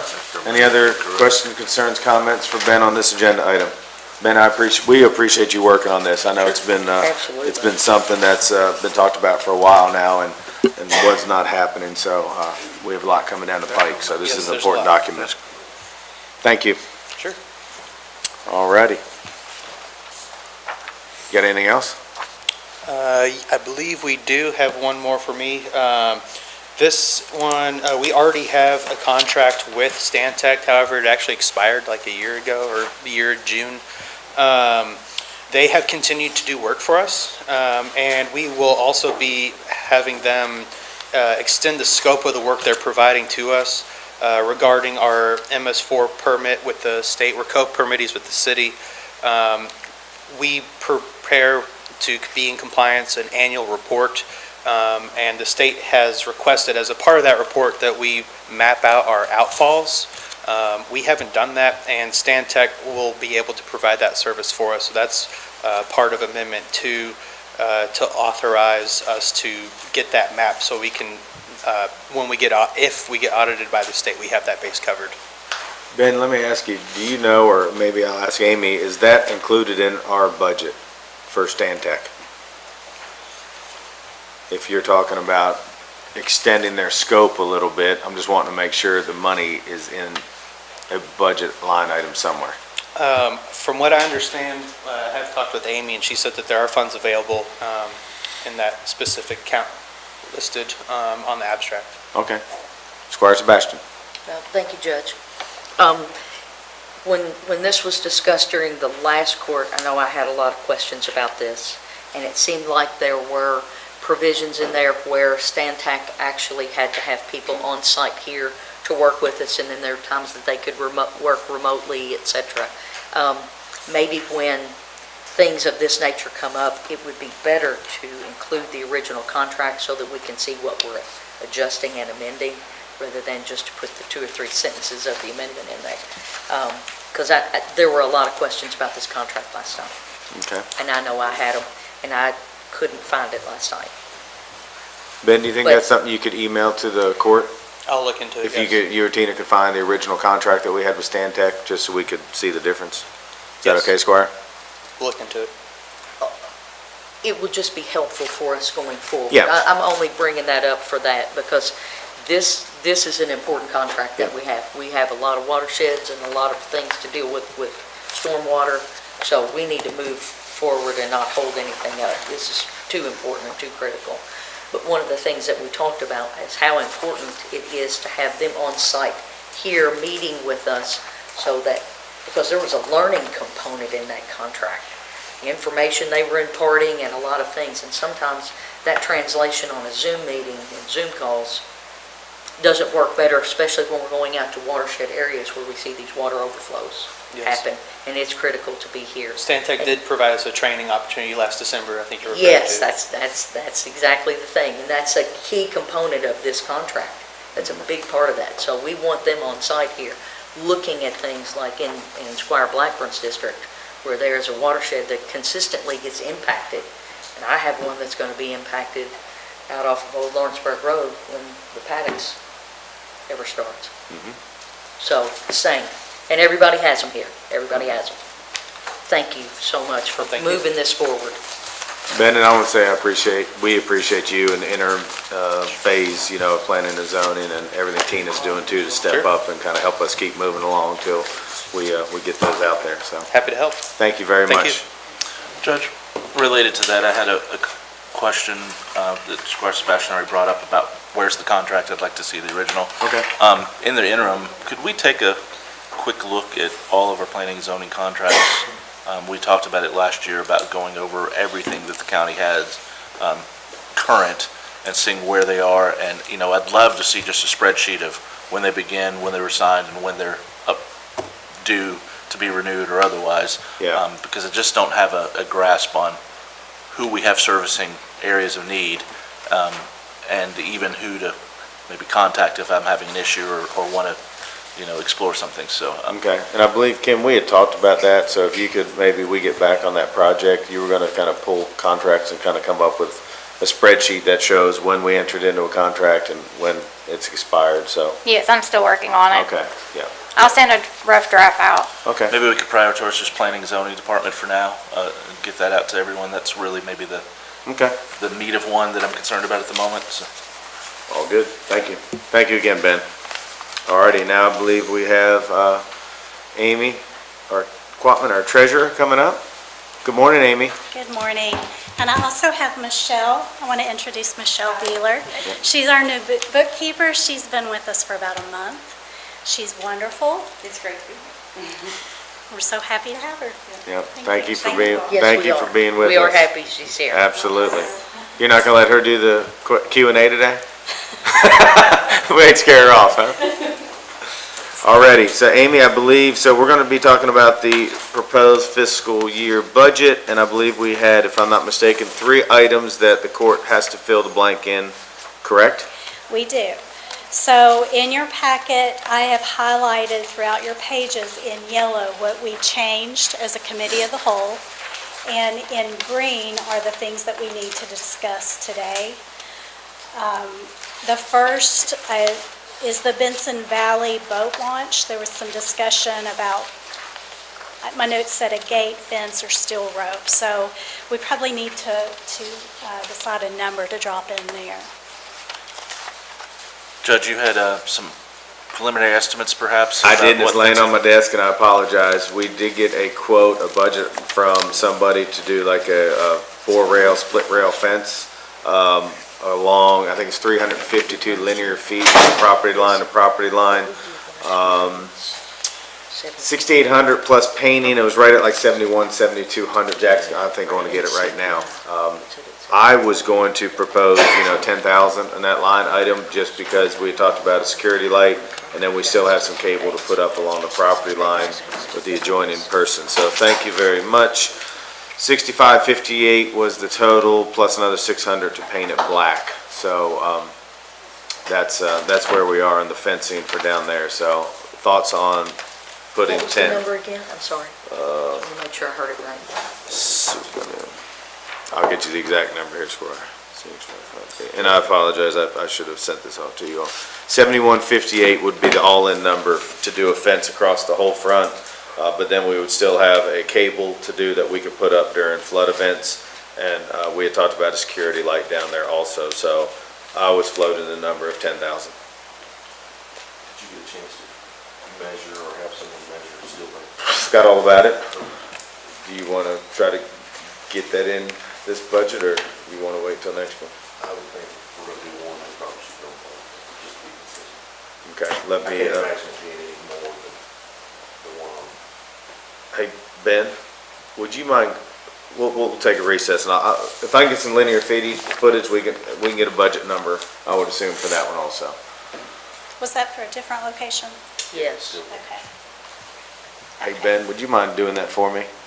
Pull up the property, our Steel Branch boat dock, if you don't mind doing it right now, and see what the linear footage across our property line is that it would take, and then we could do some adding and subtracting for that. Thank you very much. So Judge, could we maybe, I'd initially requested 10, but I'm thinking maybe we put about 12, knowing what a boom might cost for, or pole for a light install from recent meetings with the plant board, and then if we potentially do some kind of separation with a steel rope or otherwise between the properties. Yeah, and I think some of that work we could do on our own as far Yeah. as, yeah, so. But maybe just go ahead and build Okay. enough in there to do the whole project.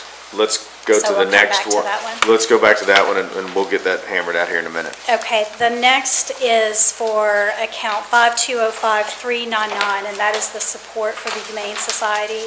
The ask was $120,000. So it needs some direction there. I think when we met for the committee of the whole, we had discussed $74,000, but the county attorney was going to look into some things. So need some guidance on that number. I had some initial discussions, and the individual's going to get back to me. I think they've got a meeting coming up possibly tomorrow, and so they were going to get back to me after that meeting. Well, we can certainly, this is just me presenting the budget. We can certainly come back to that number. We can go with the $74,000, and at the first reading, if the court decides to make a change there, we can do that. I believe it's my feeling that the court wants to continuation on this line item for right now, so where it is, it's where it is. Is that any other discussion on that from anybody? If we have further reasoning, we can always come back and adjust these things at any point in time, right? Yeah. So, Just so I understand, what number are you wanting to put there? And The 74? The number that's there. Okay. We just keep the number that's there. Not what I initially proposed, not the ask, but the number that is there. Correct. Okay. I'll do that. And then the final is the support for KCDC, the budget that they're asking, the budget that you received you received several courts ago, but then I think she passed out to you, was $150, and we were going to discuss that today as a full court. Okay, thoughts on this? I know this has been an important item. I know in the past we've struggled with this line item, but I know there's new direction. I will honestly say that I've probably had more communication with the interim person, Penny, in the last week and a half than I have with the previous person. We actually spent an hour or so riding around yesterday looking at properties, how to create some infill opportunities, things like that. Met with some job opportunities.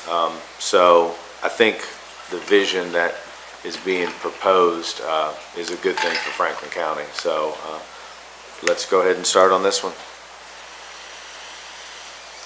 I can make a comment. Okay. I don't want to throw out a number until I hear from other people, but if we expect to have economic development in this county, you have to pay for it. It's an option that we have to move, try to move, and I'm not saying everything's successful, but if you don't try, you certainly aren't going to move. And so I think with that in mind, and I'm a pro-growth individual, and so I would like to see this funded as much as we can, and I'm not saying it has to be $150,000, but I don't think it should be 85 either. So that's my thoughts on it, and they're pretty much public. I never have denied that I was a pro-growth individual because I am. Thank you. Squire Wisman, I'm sorry. Judge, a couple of thoughts. One, to reiterate your comments, I had more of a conversation yesterday with the interim director than I unfortunately have had in the last 3 and a half years of term that I've served this community, so that's unfortunate. So I'm in my position, I have to be critical, right, of the performance of all of our organizations, and I'm hopeful for the future of this organization. But given the track record of the organization, I am concerned about the future and how we could get off the rails again. You know, if we had an instance where we may have some future elected officials that appoint people that have a bias or a desire to do some things. So, not that I'm anti-growth, although I think we have to be very strategic in our growth that we've not been in the past. I think we sort of threw everything against the wall and see what stuck, instead of going after our natural assets and what makes us unique. But I'm really concerned with a lot of the transition that's going on, that I'd almost like to fund at a lesser level and have some contingencies that we see some reports back. You know, there's a $50,000 line item for a strategic plan that I'm hoping will be inclusive of the elected bodies and some of the influence in that, and I know it will be with Penny. And I'm excited about that for the first time, because the last strategic plan was not, and in fact I think was built in a way to combat our community. But I'm wondering, and then there's a $50,000 transfer to a land account that unfortunately is yet, I don't have any idea what that's for. I'm assuming for future industrial growth opportunities. But I would like to say, could we fund this in increments? Can we have a little bit of review once the interim director gets feet under and has the 100-day transition, and we come back and have some of that discussion? Because in my seat, and the community needs to understand that this body, and many times, only gets to have influence through the budget, right? Through funding these organizations, and that's our one time annually to have input into what happens in this community. And in the past of this organization specifically, it was our only opportunity to have any input, because the rest of the time we were ignored entirely. So I'm just thinking, how can we potentially look at this? Because I think there's some transition going on that we've had discussion about them moving offices and vacating that property and how that's going to affect their budget and what money that may free up. There's some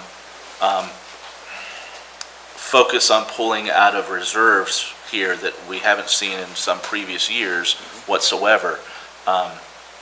I would like to fund the organization well, but I want to make sure we're on the right track, and I have to say, I still have to be a little bit skeptical whether this organization is the thing to take us in the future, or if we need to consider something else. There's a multitude of options, and I'm always so frustrated when this community digs its heels in about we have to protect this and one other organization because they're doing, you know, God's work. When I say we have, they're not wholly. We have multitudes of options before us that we haven't explored yet, and I would like to.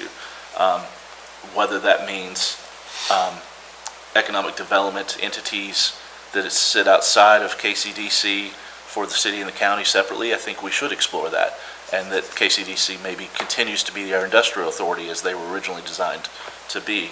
I don't know what those answers are, but I want to have some of those conversations before we throw everything in the basket and say, no, we're going forward with this one. You know, the pandemic changed everything, and we've not had a single conversation about changing our priorities or the way we reach them yet in this community. And I unfortunately think we're falling, 3 years behind at this point. So at the moment, I would prefer to fund at the value that we had last year, with the caveat that, we have good communication with the board, and requests come back with a bit more information about what the strategic plan is going to look like and what the actual cost of it's going to be and what the focus of it's going to be. And the same with, future land acquisitions. I know there's one that's pretty controversial in the community that I don't support, that's going around, that I don't want it be perceived that we're funding that just yet without any information. I don't have any information anyway about how that's progressing or not progressing, and I don't want that perception to be out that we're funding that acquisition and moving forward with that. So, not to say that we're not fully jumping into economic development and focusing on that, because I'm 100% there. I think we're leaving things on the table all the time as a community that could greatly benefited us and advanced our employment opportunities, but I think we've never had a critical focus on what makes us unique, what our employment base can accomplish, because we're, compared to other communities, we're a highly educated community. We have more college degrees per capita than almost anyone surrounding us. So that changes the dynamics of our workforce and what we can support. And our topography is always a conversation that we never seem to have. We don't have the places for factories, and quite frankly, we don't have workers for factories. So all those conversations together, I'm kind of wanting to stay at the value we were last year, and let's have some of those conversations as we move through the next few months about, we can always come back to a budget and add more money and have the opportunity to support and be excited about supporting what those initiatives are. No, thank you. Thanks. For me, I feel like there's new direction, there's new vision. For the most part, there's a new board. There's a lot of people that were on that board for many, many years that are no longer on that board. I feel like if we only give them what we gave them last year, we're kind of not saying that we're completely 100% behind economic development, things like that. So I'd like to hear from some other people. I actually rode around with Penny the other day too, out where I work. She didn't know that area well, so we rode around out there a little bit and had a really good conversation. And I feel like I have not been a huge fan of KCDC, and I've been pretty open about that. However, I really do feel like she's a good fit for this, and I think that she has some really good ideas. And I feel like one of the things we've done with KCDC is not fund them well enough. I feel like we've kind of made them work with their hands tied behind her, or her hands behind her back, and I want to make sure that we do not do that, because there's no point in spending any money on it if we're not going to go in and try it, give it a shot. What's the point in spending anything on it? It just doesn't make sense. We either need to do it or not do it, is my feeling about it. And I feel like she is working very hard. She's listening to people, which I did not see much of last time. I wasn't around very long, though, so I could be wrong. But I feel like she's doing a really good job of listening, paying attention to what the community wants and needs, and we need to fund that. I'm not opposed to maybe incrementally, putting it in the budget, but maybe updating it. Well, and incrementally. To a good point, and I think if we ask for quarterly updates and things like that, the money's distributed quarterly also, so that could be one of the caveats that come and, have a meeting with the court. I do think she's shaking her head there, that she'd be applicable to having a meeting with all of us together as far as the vision and what we think Franklin County is. I think one of the things Franklin County has struggled with for all these years is, who are we? Are we going to be recreational? Are we going to be environmental? Are we going to be tech? Or are we going to be commercial? There's industrial. There's so many different things that I think, because state government has been here for so long, we haven't been able to identify who we are. And so I think this is our opportunity. Any other thoughts from the magistrates before I throw a number out? I got one more comment. You can't strangle any organization and expect it to perform. You can't do that if you're a farmer. You cannot buy seed and fuel and not fertilizer. You can't do it. And if we want to strangle it, then that's an option. And I'm not for that. If it doesn't perform later on, what is perform? Maybe, that's a very hard definition in economic development.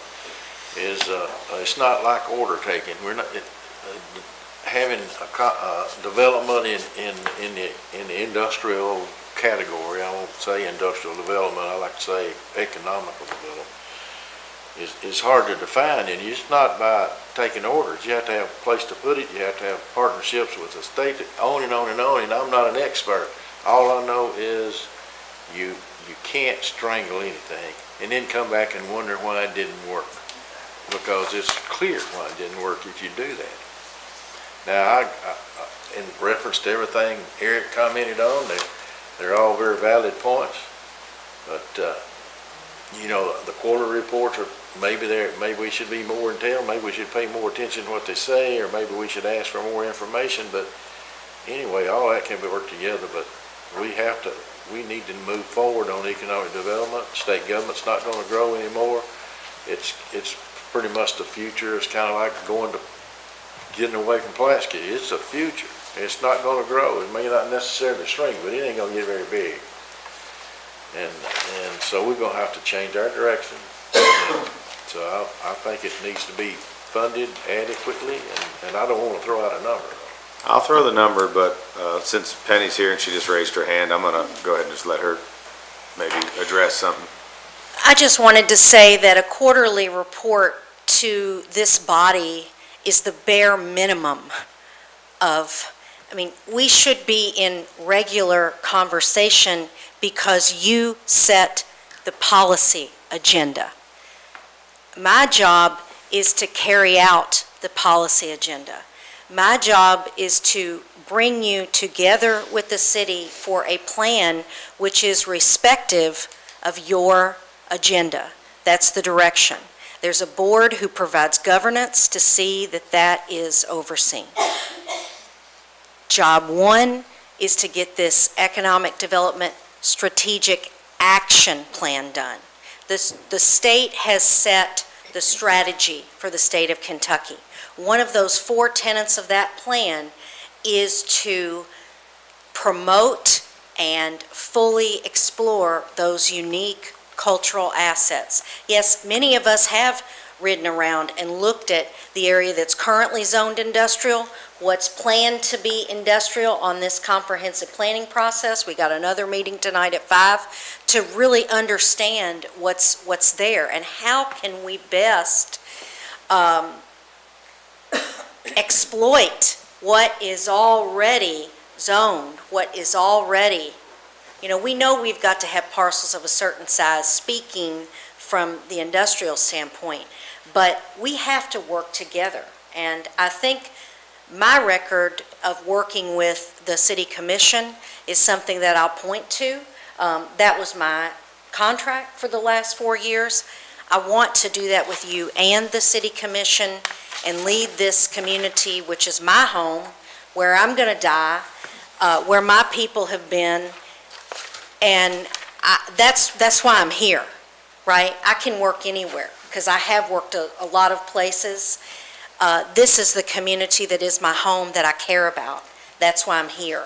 So I'm just asking you to give me the funds that I need in this interim to get that strategic action plan written, to have somebody to answer the phone, for me to be out, meeting with you, meeting with existing businesses, and all of the stakeholders. Give me the chance to do that. I'm not going to come here and report to you only every quarter, because that's not acceptable. It's to work together, and whatever that looks like for you, you'll judge the parameters of that. So let's set up what that looks like for you, and let's do that. So thank you. Thank you. All right, Squire Tracy. I guess I would say, to say we're upset with the lack of communication or community advancement from the past, and then to expect more without investing, it doesn't work. We all talk change. Not funding is not supporting change, whether it be housing, development, industry, manufacturing, whatever, tourism, they all go hand in hand. So I guess we can't hold the past against a positive change, so we're going to have to fund more. So what that number is. Any other questions before I throw a number? Figure it out. Any other comments? I'm sorry. I always go with my gut. I'm at 120. So, thoughts on that? You said 100 last meeting, Judge. Changed my mind. But, yeah. I've changed mine since then too, if that makes you. Well, I do think, her taking the time to reach out, explain to me a little bit more what the vision is, and I'm being serious. She's called and FaceTimed and had personal interaction with me in the last week and a half that has just been refreshing to see that somebody is really wanting to push Franklin County in the right direction. So, yes. Squire Tanner. I'm with 120 or more. But I will say this to back up what everybody else here said.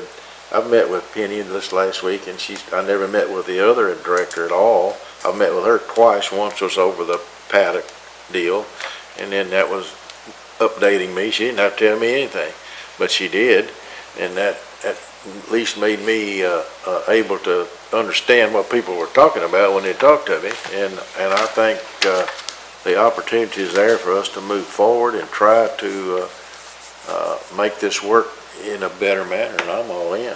Thank you. Other thoughts? Just, sometimes in this role, it's not necessarily what we want to do, but sometimes you're forced to be the antagonist, right? To critically evaluate where we are and to throw money at an organization that has not performed, not even in the least in the element that we have sit here and had presentations and made requests for information that were never provided to us and then never follow up for 6 more months.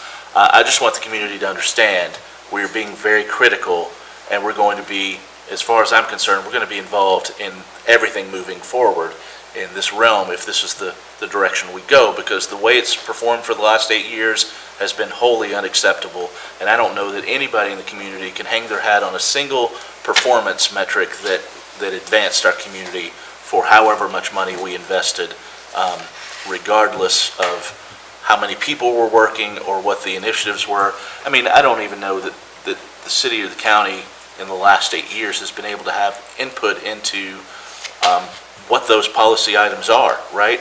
So we had some rogue organization in the past that combated our people and our elected bodies. So I'm just making sure that those that may be watching understand we're being very critical of the way this thing moves forward, and if it doesn't work, I think we have to be willing to come back to the table and say, there are other options. Absolutely. I have faith I don't think anybody here is going to Penny's disagree with performance, what you just said there. And that's why I'm stating Yeah, that. no, I appreciate I think it. we have faith in Penny's performance and ability, but again, this is an interim instance, and I want to make sure we're going the right direction, that we don't get completely off the rails again, and we have an organization that sucks money and doesn't perform. So, I agree. thank you. Any other comments, concerns? Can I back up one, please? Under the building, the other buildings, that's for the boat ramps. Did we ever decide, was it gonna be 10 or 20? We're going to get back to that. Ben and Jack has got me some numbers. If we can maybe put this line item. to Okay. bed, yeah, then we're going to go back to that one. I have a number here. Thoughts on 120? Squire Sebastian. So I think we're all in agreement that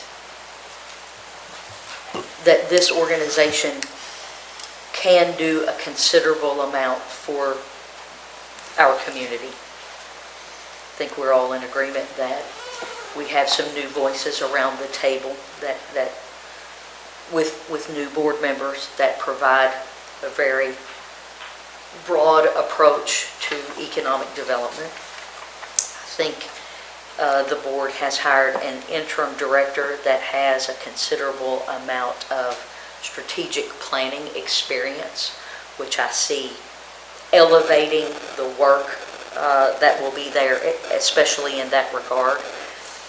I am, I guess, questioning the line item for strategic planning at $50,000, since I know the individual who has come in there has that as a skill set. And so I'm concerned about some line items in here, keeping them at a number that was presented to us before the hire was announced. So we got this budget before the hire was announced. And so I'm looking at some of the line items there. I'm also hearing about the sale of the building, which in that instance, there won't be condo association dues for X period of time. There also won't be probably that same level of office cleaning required for half of the building at least. So I think there's some line items in here that potentially we can look at in regard to the light of the expertise that we're getting the professional skill set that we're getting. So I'm grappling with where the stake in the ground goes on the number, because I think the number definitely goes north.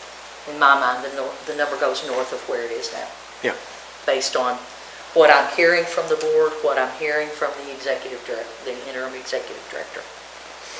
No, I appreciate that. And as far as the building, I mean, I think that's just something people are loosely talking about. I don't know if the board's all there. I know Penny and I Nor have do talked I. about it. And I know there's a desire and a will to maybe be downtown with some other agencies as far as showing off, our community and things like that. So, no, I think I hate to go out on a limb. I think we're all on the same part here. We don't want to hold the past as the past against moving to the future. But we just have to go with the number and just do the best we can and all work together. And I think we're going to have that opportunity. So go ahead, Squire Blackburn. I'm sorry. Go ahead, no. You want to no, finish your thought? No, go ahead. I was going to ask about the transfer to the land account because, as I understand it, the land accounts have some cash in them that have it. So again, we're... Yeah. Well, I just wanted to build on and reiterate some things Squire Sebastian said. I do know we got this budget before the hire was made. I do think we have a holy organization that's more in tune with communication, which is only going to help us moving forward. I was looking at it at the standpoint of, they had a staffer in the past, and I think they need one now, and just funding that, I think puts it at 125. And that's probably not covering, about 8,000 or 10,000 in retirement, but it covers just about everything else. So, and I did question the strategic plan of $50,000. There was a regional plan done. And I know a lot of emphasis was put from the former director of the involvement, but that plan was paid for by another municipality, not us. Right. And I think we were just kind of piggyback because we were close, but we're not Lexington, Right. and we're not Georgetown. I agree. But we can have some ancillary things that benefit us, even though we're not them. So I see the strategic plan. Yeah, I can speak to that. Yeah, speak, please. If it serves the pleasure of the court. Okay, so the Kentucky strategic plan was professionally prepared, put together. The 50,000 request of this court and 50,000 from the city, which was allocated in the past fiscal year, was to hire a professional strategic planning firm that works exclusively in cities and counties to come in and work with us to craft our strategic plan, action plan, not just the overall strategy, but what are the action steps with due dates and persons responsible. And so there are different firms that do that. There's a Garner Economics that did the one for Covington. There's Ted Abernathy. Ted Abernathy is one that did the Lexington plan. Yes. And so the idea was to fund our own plan, which we have not had. I pulled over the last 2 weeks the plans that the organization has had, 2013, which was prepared by the University of Kentucky, 2017, which was a regurgitation of that plan, 2019, a regurgitation of that plan. It was not an action plan. It was a strategy. There were no due dates and there were no actions. No strategy, So- there's no recruiting. Well, I'm not going to disagree that you would be correct in that assumption. So this money was, no matter who was in this chair, that to bring in somebody with a specific experience in cities to do that. Now, can I facilitate a strategic plan? Yes. Okay? But we're going to need some outside help about maximizing our unique strengths and how we balance that with supporting and retaining our existing businesses. Our existing businesses have to be encouraged to expand in this county. We've seen some expand here, and we've seen some expand in other counties. There are different reasons for why that happened. But that's what that money is for. And we should have a conversation about whether or not we want to bring somebody in. The prevailing thought was to bring somebody in, and I agree with you. Let's have that conversation.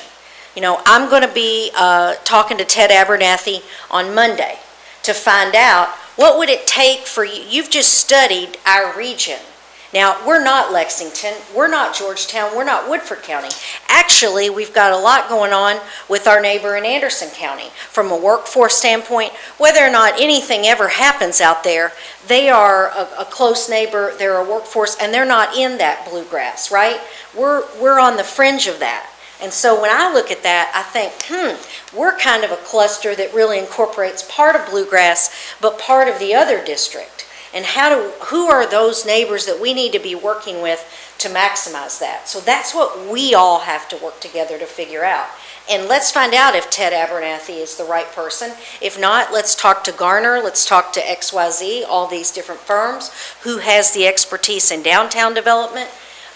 Because let's face it, we don't have an economic development agency for the downtown.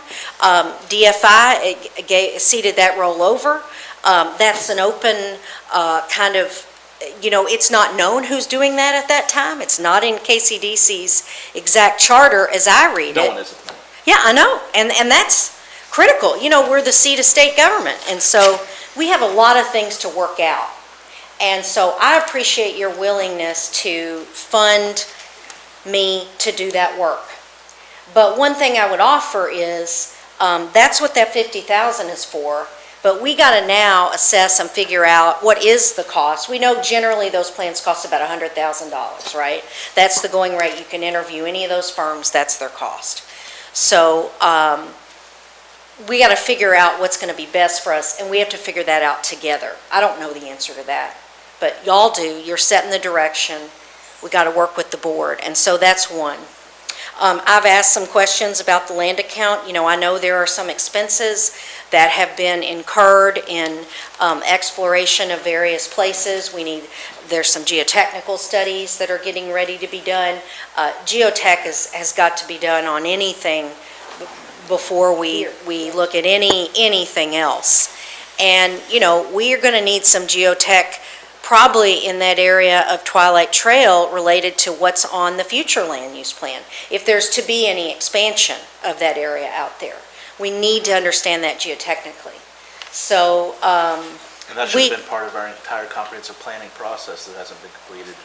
We mark things thinking that we want things located there without any basis of understanding of can we build anything in those locations. Well, I don't want to speak for the process, but I do think there was a staff level exploration of the geotech, and I know we have taken on some additional geotech in the city to look at various areas. I mean, it's the first step, right? Nobody wants to be the Corvette Museum where a sinkhole open. I mean, we know where we live here in Kentucky. We've got caves everywhere. So, JW, does that help kind of answer the question about that part, the strategic planning part?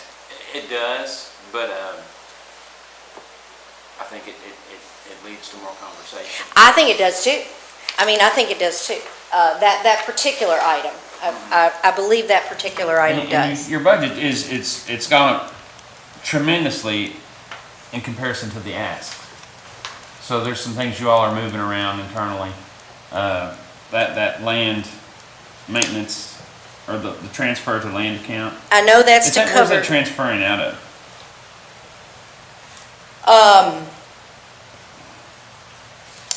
I don't know. It looks to me like they're pulling it into, the way I read it is they're transferring this amount into the land account so that they can assist, there are loans that are made from the land account. But I need to give you some more information on that.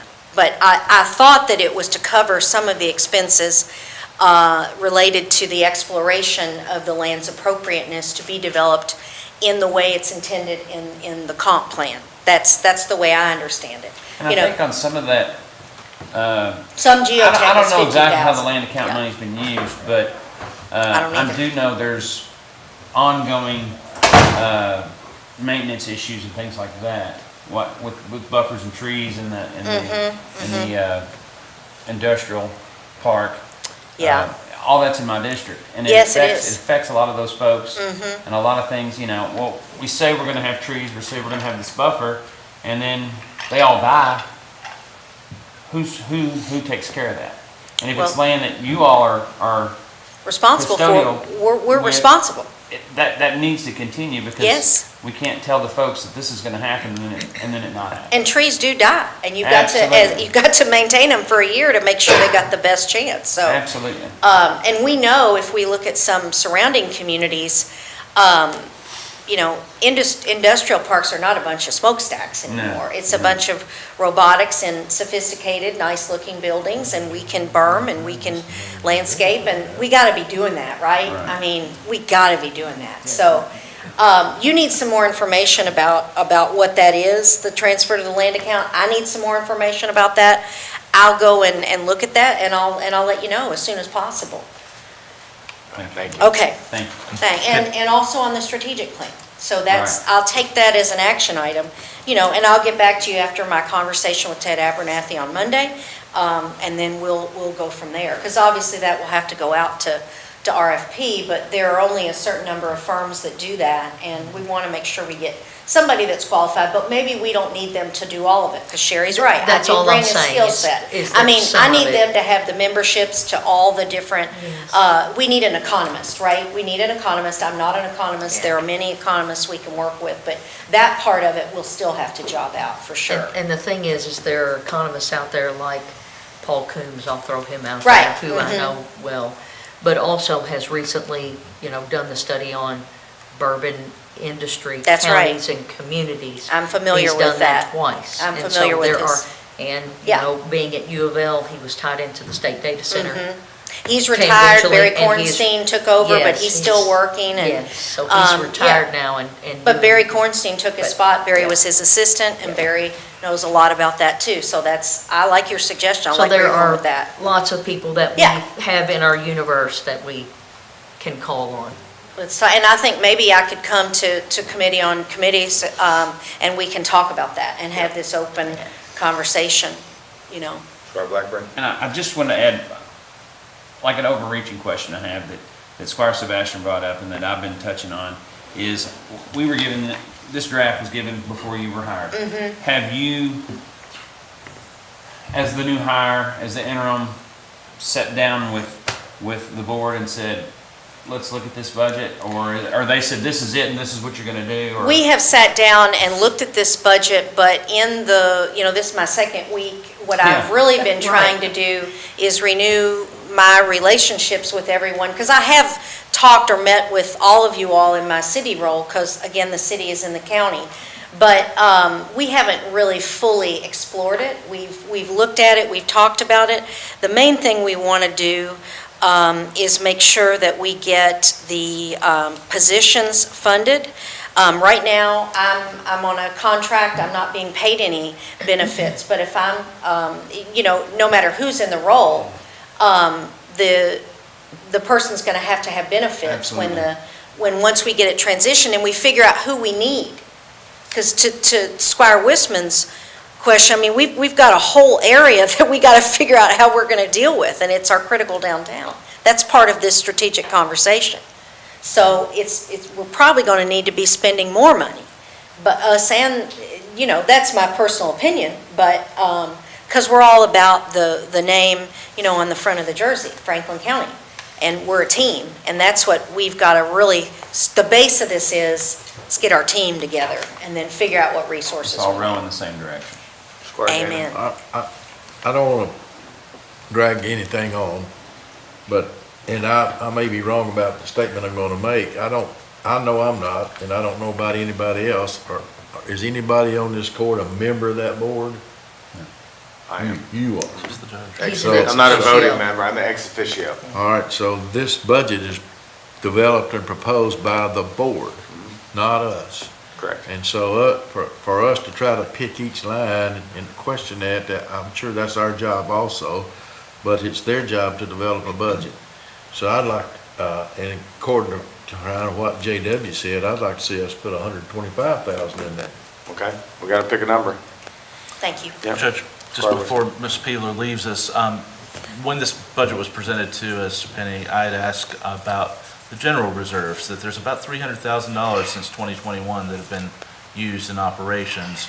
There was something floated around that there may be $2 million in those funds, but I've not gotten, I don't know. Okay, I don't know. And I asked the question, and one of the board members said, we really aren't sure where those are coming from. So, before Yeah. we're being asked to fund something, and I have I hear no ya. idea what kind of financial obligations or reserves an organization is sitting on, and sort of why I'm hesitant to say, let's work through some of these things. Let's provide you the operating capital you need, and then come back and figure out exactly what the strategic planning needs to be, because we may need to come back and say, we need 75,000 apiece. Right. To do what all we want. So I'm just saying that we need to have some ongoing conversations. Okay, I'll take that for action, particularly related to the reserve But the account, because reserves, I have no idea. it's not a lot of money, it's not the number that you said, I don't recall, and I don't want to say the wrong one, but, Yeah. and I don't know what those reserves have come from. There's some that gets lent out, there's some that gets used to maintain these industrial You parks. you can get back with us I'll on get all back that with you. information. Thank you. And I'm just kind of wondering, in terms of the organization living in perpetuity, if those funds are going to be exhausted this year or the next year, what it's going to be to keep this organization alive, and at what level we need to invest. I don't know that those are defined. So I want to see more than just picking numbers out of thin air somewhat, not really, but. Okay, Penny's Thanks. gonna get back with us. So right now, I think the number's 125. How's everybody feel about that? Did we bump it up to 125? Yep. JW did some research as far as them wanting to hire somebody to be in the office, answer phones, things like that. He went up. Kelly, what's thoughts? Squire Tracy? Squire Tanner? Is that our number? I'm not there, but it's majority. Okay. Squire Sebastian, you okay?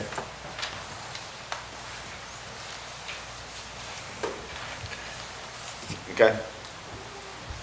So now, let's go back to the, Ben, I appreciate you going to get some information.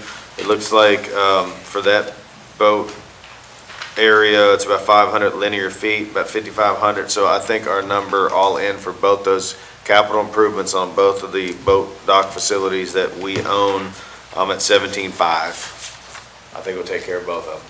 So Judge, let's make that line item 25,000 then, just to No, I'm not gonna be for 25,000. You have we've got to put a fence out to bid. You have an item there that is a bit of a friends and family discount, let's say, right? No, this is just a local company that's not the Okay. cheapest that I Okay. don't think we'll have any problem getting that done. But that's for that just a price. fence. I mean, I'm That's wanting, fence and light for you and a fence for him. That's what I'm he wanting some requested. gates so we can lock the thing. That an includes a additional little light bit of money pole, for cables and stuff like that. I'm comfortable with 17.5. I think it'll get it done. Or we go 1,800 just for a little bit more cable, but that's adding a little bit to everything. I'm there. 18,000. For improvements on both the 18,000, boat ramps, capital improvements. 18,000, I'm good with that. I mean, whatever y'all think take to do it, because if it runs over that, you can always make adjustments. Yeah. We're going to approve it anyway. So Amy, that's it? Those were the three items that I have. So our first reading is going to be on May 8th. Now, I will have some additional changes. I'm still waiting on a workers' comp and insurance quote. So I estimated that was going to be a 20% increase. I hope that I overestimated. And I'll be changing the revenue amounts for, as I'm seeing net profits come in, occupational tax, as well as insurance premium tax. I'll have a better idea of the revenue numbers, but I'll keep you aware of those. So, this is the time, if we have any other changes from the court, for me to work in, not at that first reading. I just want to thank you for working on this budget. I think it's been a very, very good process. I've heard from most of the court on how pleased they are this year, how the budget went. So I just want to thank you for all your work on this, because I know it's cumbersome. Squire Sebastian. Thank you, Judge. Madam Treasurer, I know when we were in the Finance Committee meeting, we talked about a number of the revenues, kind of keeping them at the baseline. One in particular, because we know we're going to start losing funds there. But you do feel confident in a conservative estimate with forecasting in regard to net profits and insurance premium, tweaking that a bit? I will look Because at that again. we've and if- Yes, I had won't change conversations it. about that. I won't change it unless I'm confident. Yeah, I'm concerned about and I think we have the same budgeting philosophy. And the insurance premium tax is a little tricky because we Yes. have that increase from 6 to 9%. We've also put the health in there that we didn't have before. Right. So, I'm a little, I'm concerned because we don't have a statistical model that's going to give us any good data right. for that. So for occupational tax and the net profits tax, I'm using actual, but I also use a 10-year average. So I'm coming as close as I can. Yeah, I know you're doing your due diligence. It's just these numbers are going to move because we've had an increase and there's some additional things coming online. Right. So it's just trying to get the dart in the right place. Alrighty, thank you. I feel good about it. Alrighty, next agenda item. This is the quarterly report that has been filed with the Department of Local Government.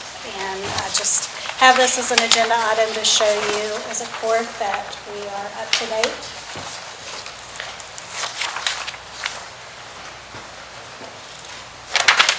Okay. Don't see any questions, so keep moving. The next agenda item is a budget transfer from our maintenance director. He had a one-time sprinkler inspection, not a one-time, it's every 5 years that he was not anticipating, which has caused one of those line items. So he's requesting moving some money from another item. This does not affect the overall budget, it's simply a transfer. And while we're on that, I want to thank our maintenance staff for all the improvements they're doing and the wonderful job they're doing keeping all of our facilities up. I couldn't be happier with Greg and his team. Anything we ask of him, they do, and they do it very well. So I think they're very much so saving the county money on doing things internally. So I just want to thank them. Okay, go ahead, Amy. The next item is our summary for the 9 months ending March 31st, 2024. Our receipts are $36.8 million, expenditures $26.2, giving us an excess of $10.5, adding in the fund balances of June 30th previous year, giving us a total of $31.8 million. That does include, at this point, around 8.5 of the bond proceeds I have drawn on that bond. So if you subtract that, we're at 22.5, which is very close to last year's balance this time. And also included in your packet are the revenues and the expenses as of April 19th. And Squire Blackburn, if I could address your question about VOCA, how much our portion is. On page 5 of the expense section is the VOCA.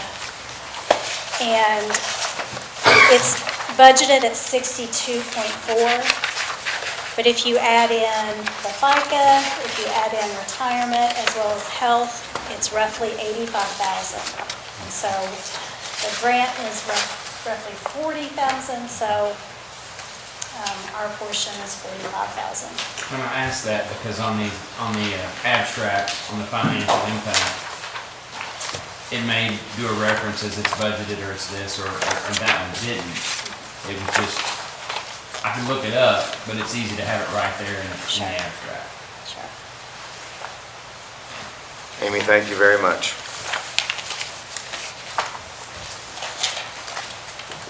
Can I ask one more question? Yep. Of our treasurer, I apologize. Yeah, you're good. Go ahead. Thank you, Judge.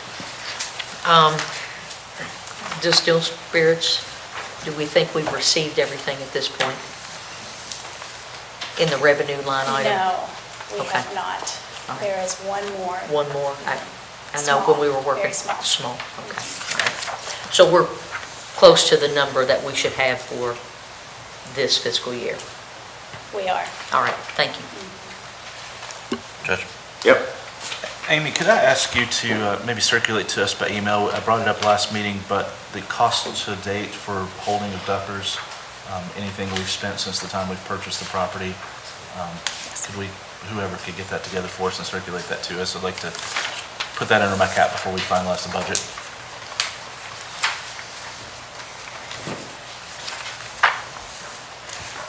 Thank you. All righty, next payment of claims. Does anybody have questions for Kim on payment of claims?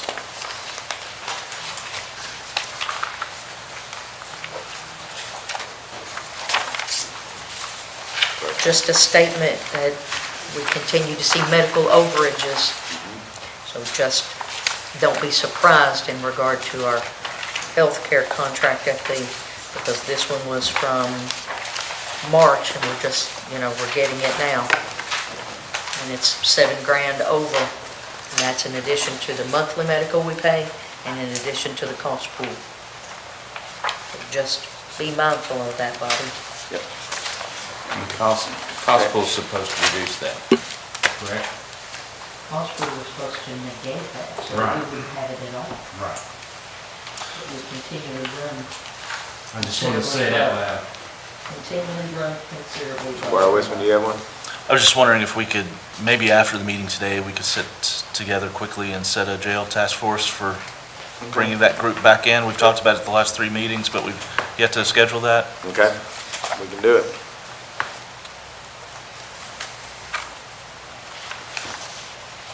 Well, we might do, since that's an ongoing question for the whole court, we might go ahead and pull a whole court meeting together for that. That's a big one. Whatever, I just was hoping it would happen before we finalize budget, but. Squire Dan.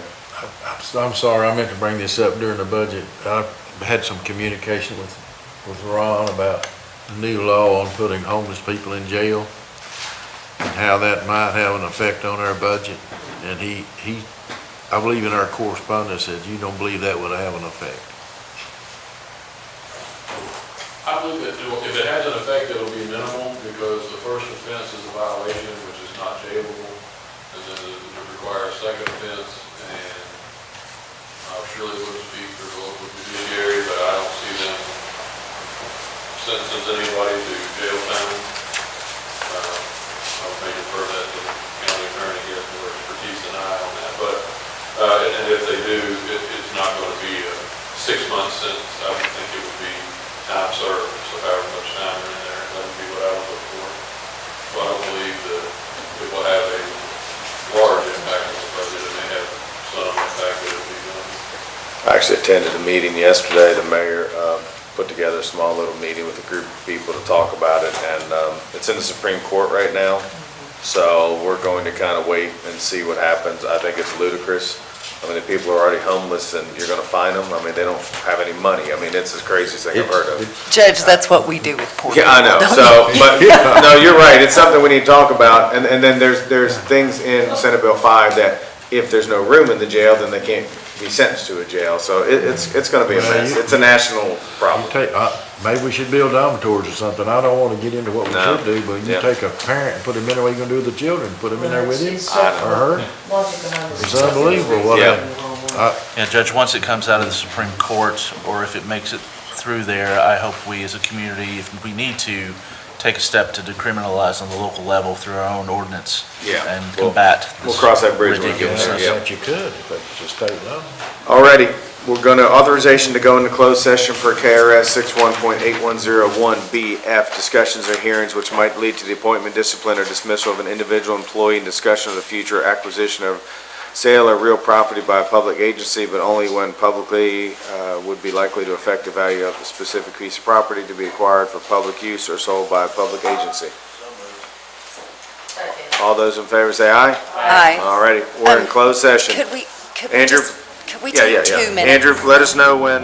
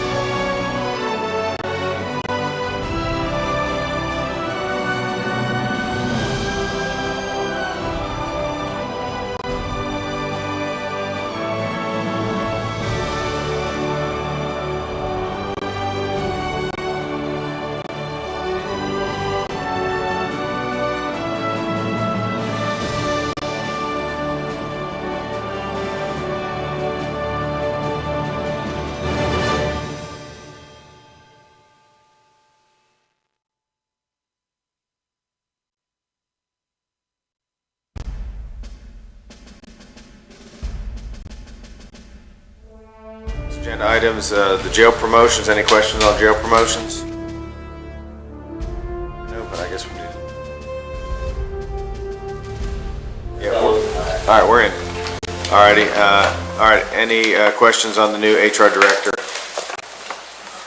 Other business, anybody have any other business today? I do. Go ahead, Tanner. I have a request from our county attorney to look up our interlocal agreement with the city on our tax sharing revenue, our revenue sharing issue, because the General Assembly just passed a annexation law. I don't remember what number the bill was, but it could change that dramatically, and we need to make sure we're good. That's the KCDC ordinance. Alrighty. Okay, We good? Never mind. Wait, that's it. Alrighty, we're gonna roll into the voting session. Judge? Yep. Could I ask just quickly, I've had an additional resident reach out, and we talked about this in previous court, but I have a couple of residents, and Squire has another in his district that we need to supply some water lines to, and I need to figure out a way to move forward with that, and I'm not quite sure with the absence of our planning director who that might fall on, but we've got some ARPA money, one-time opportunity, and, you know, I have 4 or 5 houses in my district that are unserved by public water at all currently. Okay, let's set up a meeting, if you don't mind, to talk about that and figure out that. Because I know there's some infrastructure money. Yes. Okay, yeah, And I let's think set, there's some state appropriations that we need to go after. yeah, if you don't mind, set up a meeting and let's talk about that. All right, everybody ready to fly? Go ahead. Quick question about the, where are you in regards to the P3 conversation? The legalities of it, you were done. Haven't done anything with it. Yeah. About the schools and all that? I thought we left it last since the school system kind of took the lead on that, to see where they ended up with it, because. I think, yeah, but something to the effect, I think you were kind of waiting until after. Yeah. Everybody, Okay. or after the legislatures. All right, I'll circle back on that. All righty, we good? Voting session. Clerk, please call roll. Squire Sebastian. Here. Squire Blackburn. Present. Squire Dykus. Here. Squire Tracy. Here. Squire Tanner. Here. Squire Wisman. Present. Judge Mueller. Present. Thank you, clerk. Authorization for approval of minutes from regular meeting of April 10, 2024. So moved. Second. All those in favor say aye. Judge, I had asked that we revisit those to add any of that other commentary if it's applicable, but I don't believe it is it, Max? if there was anything in there, there was some consensus by the body on a few items, I remember. But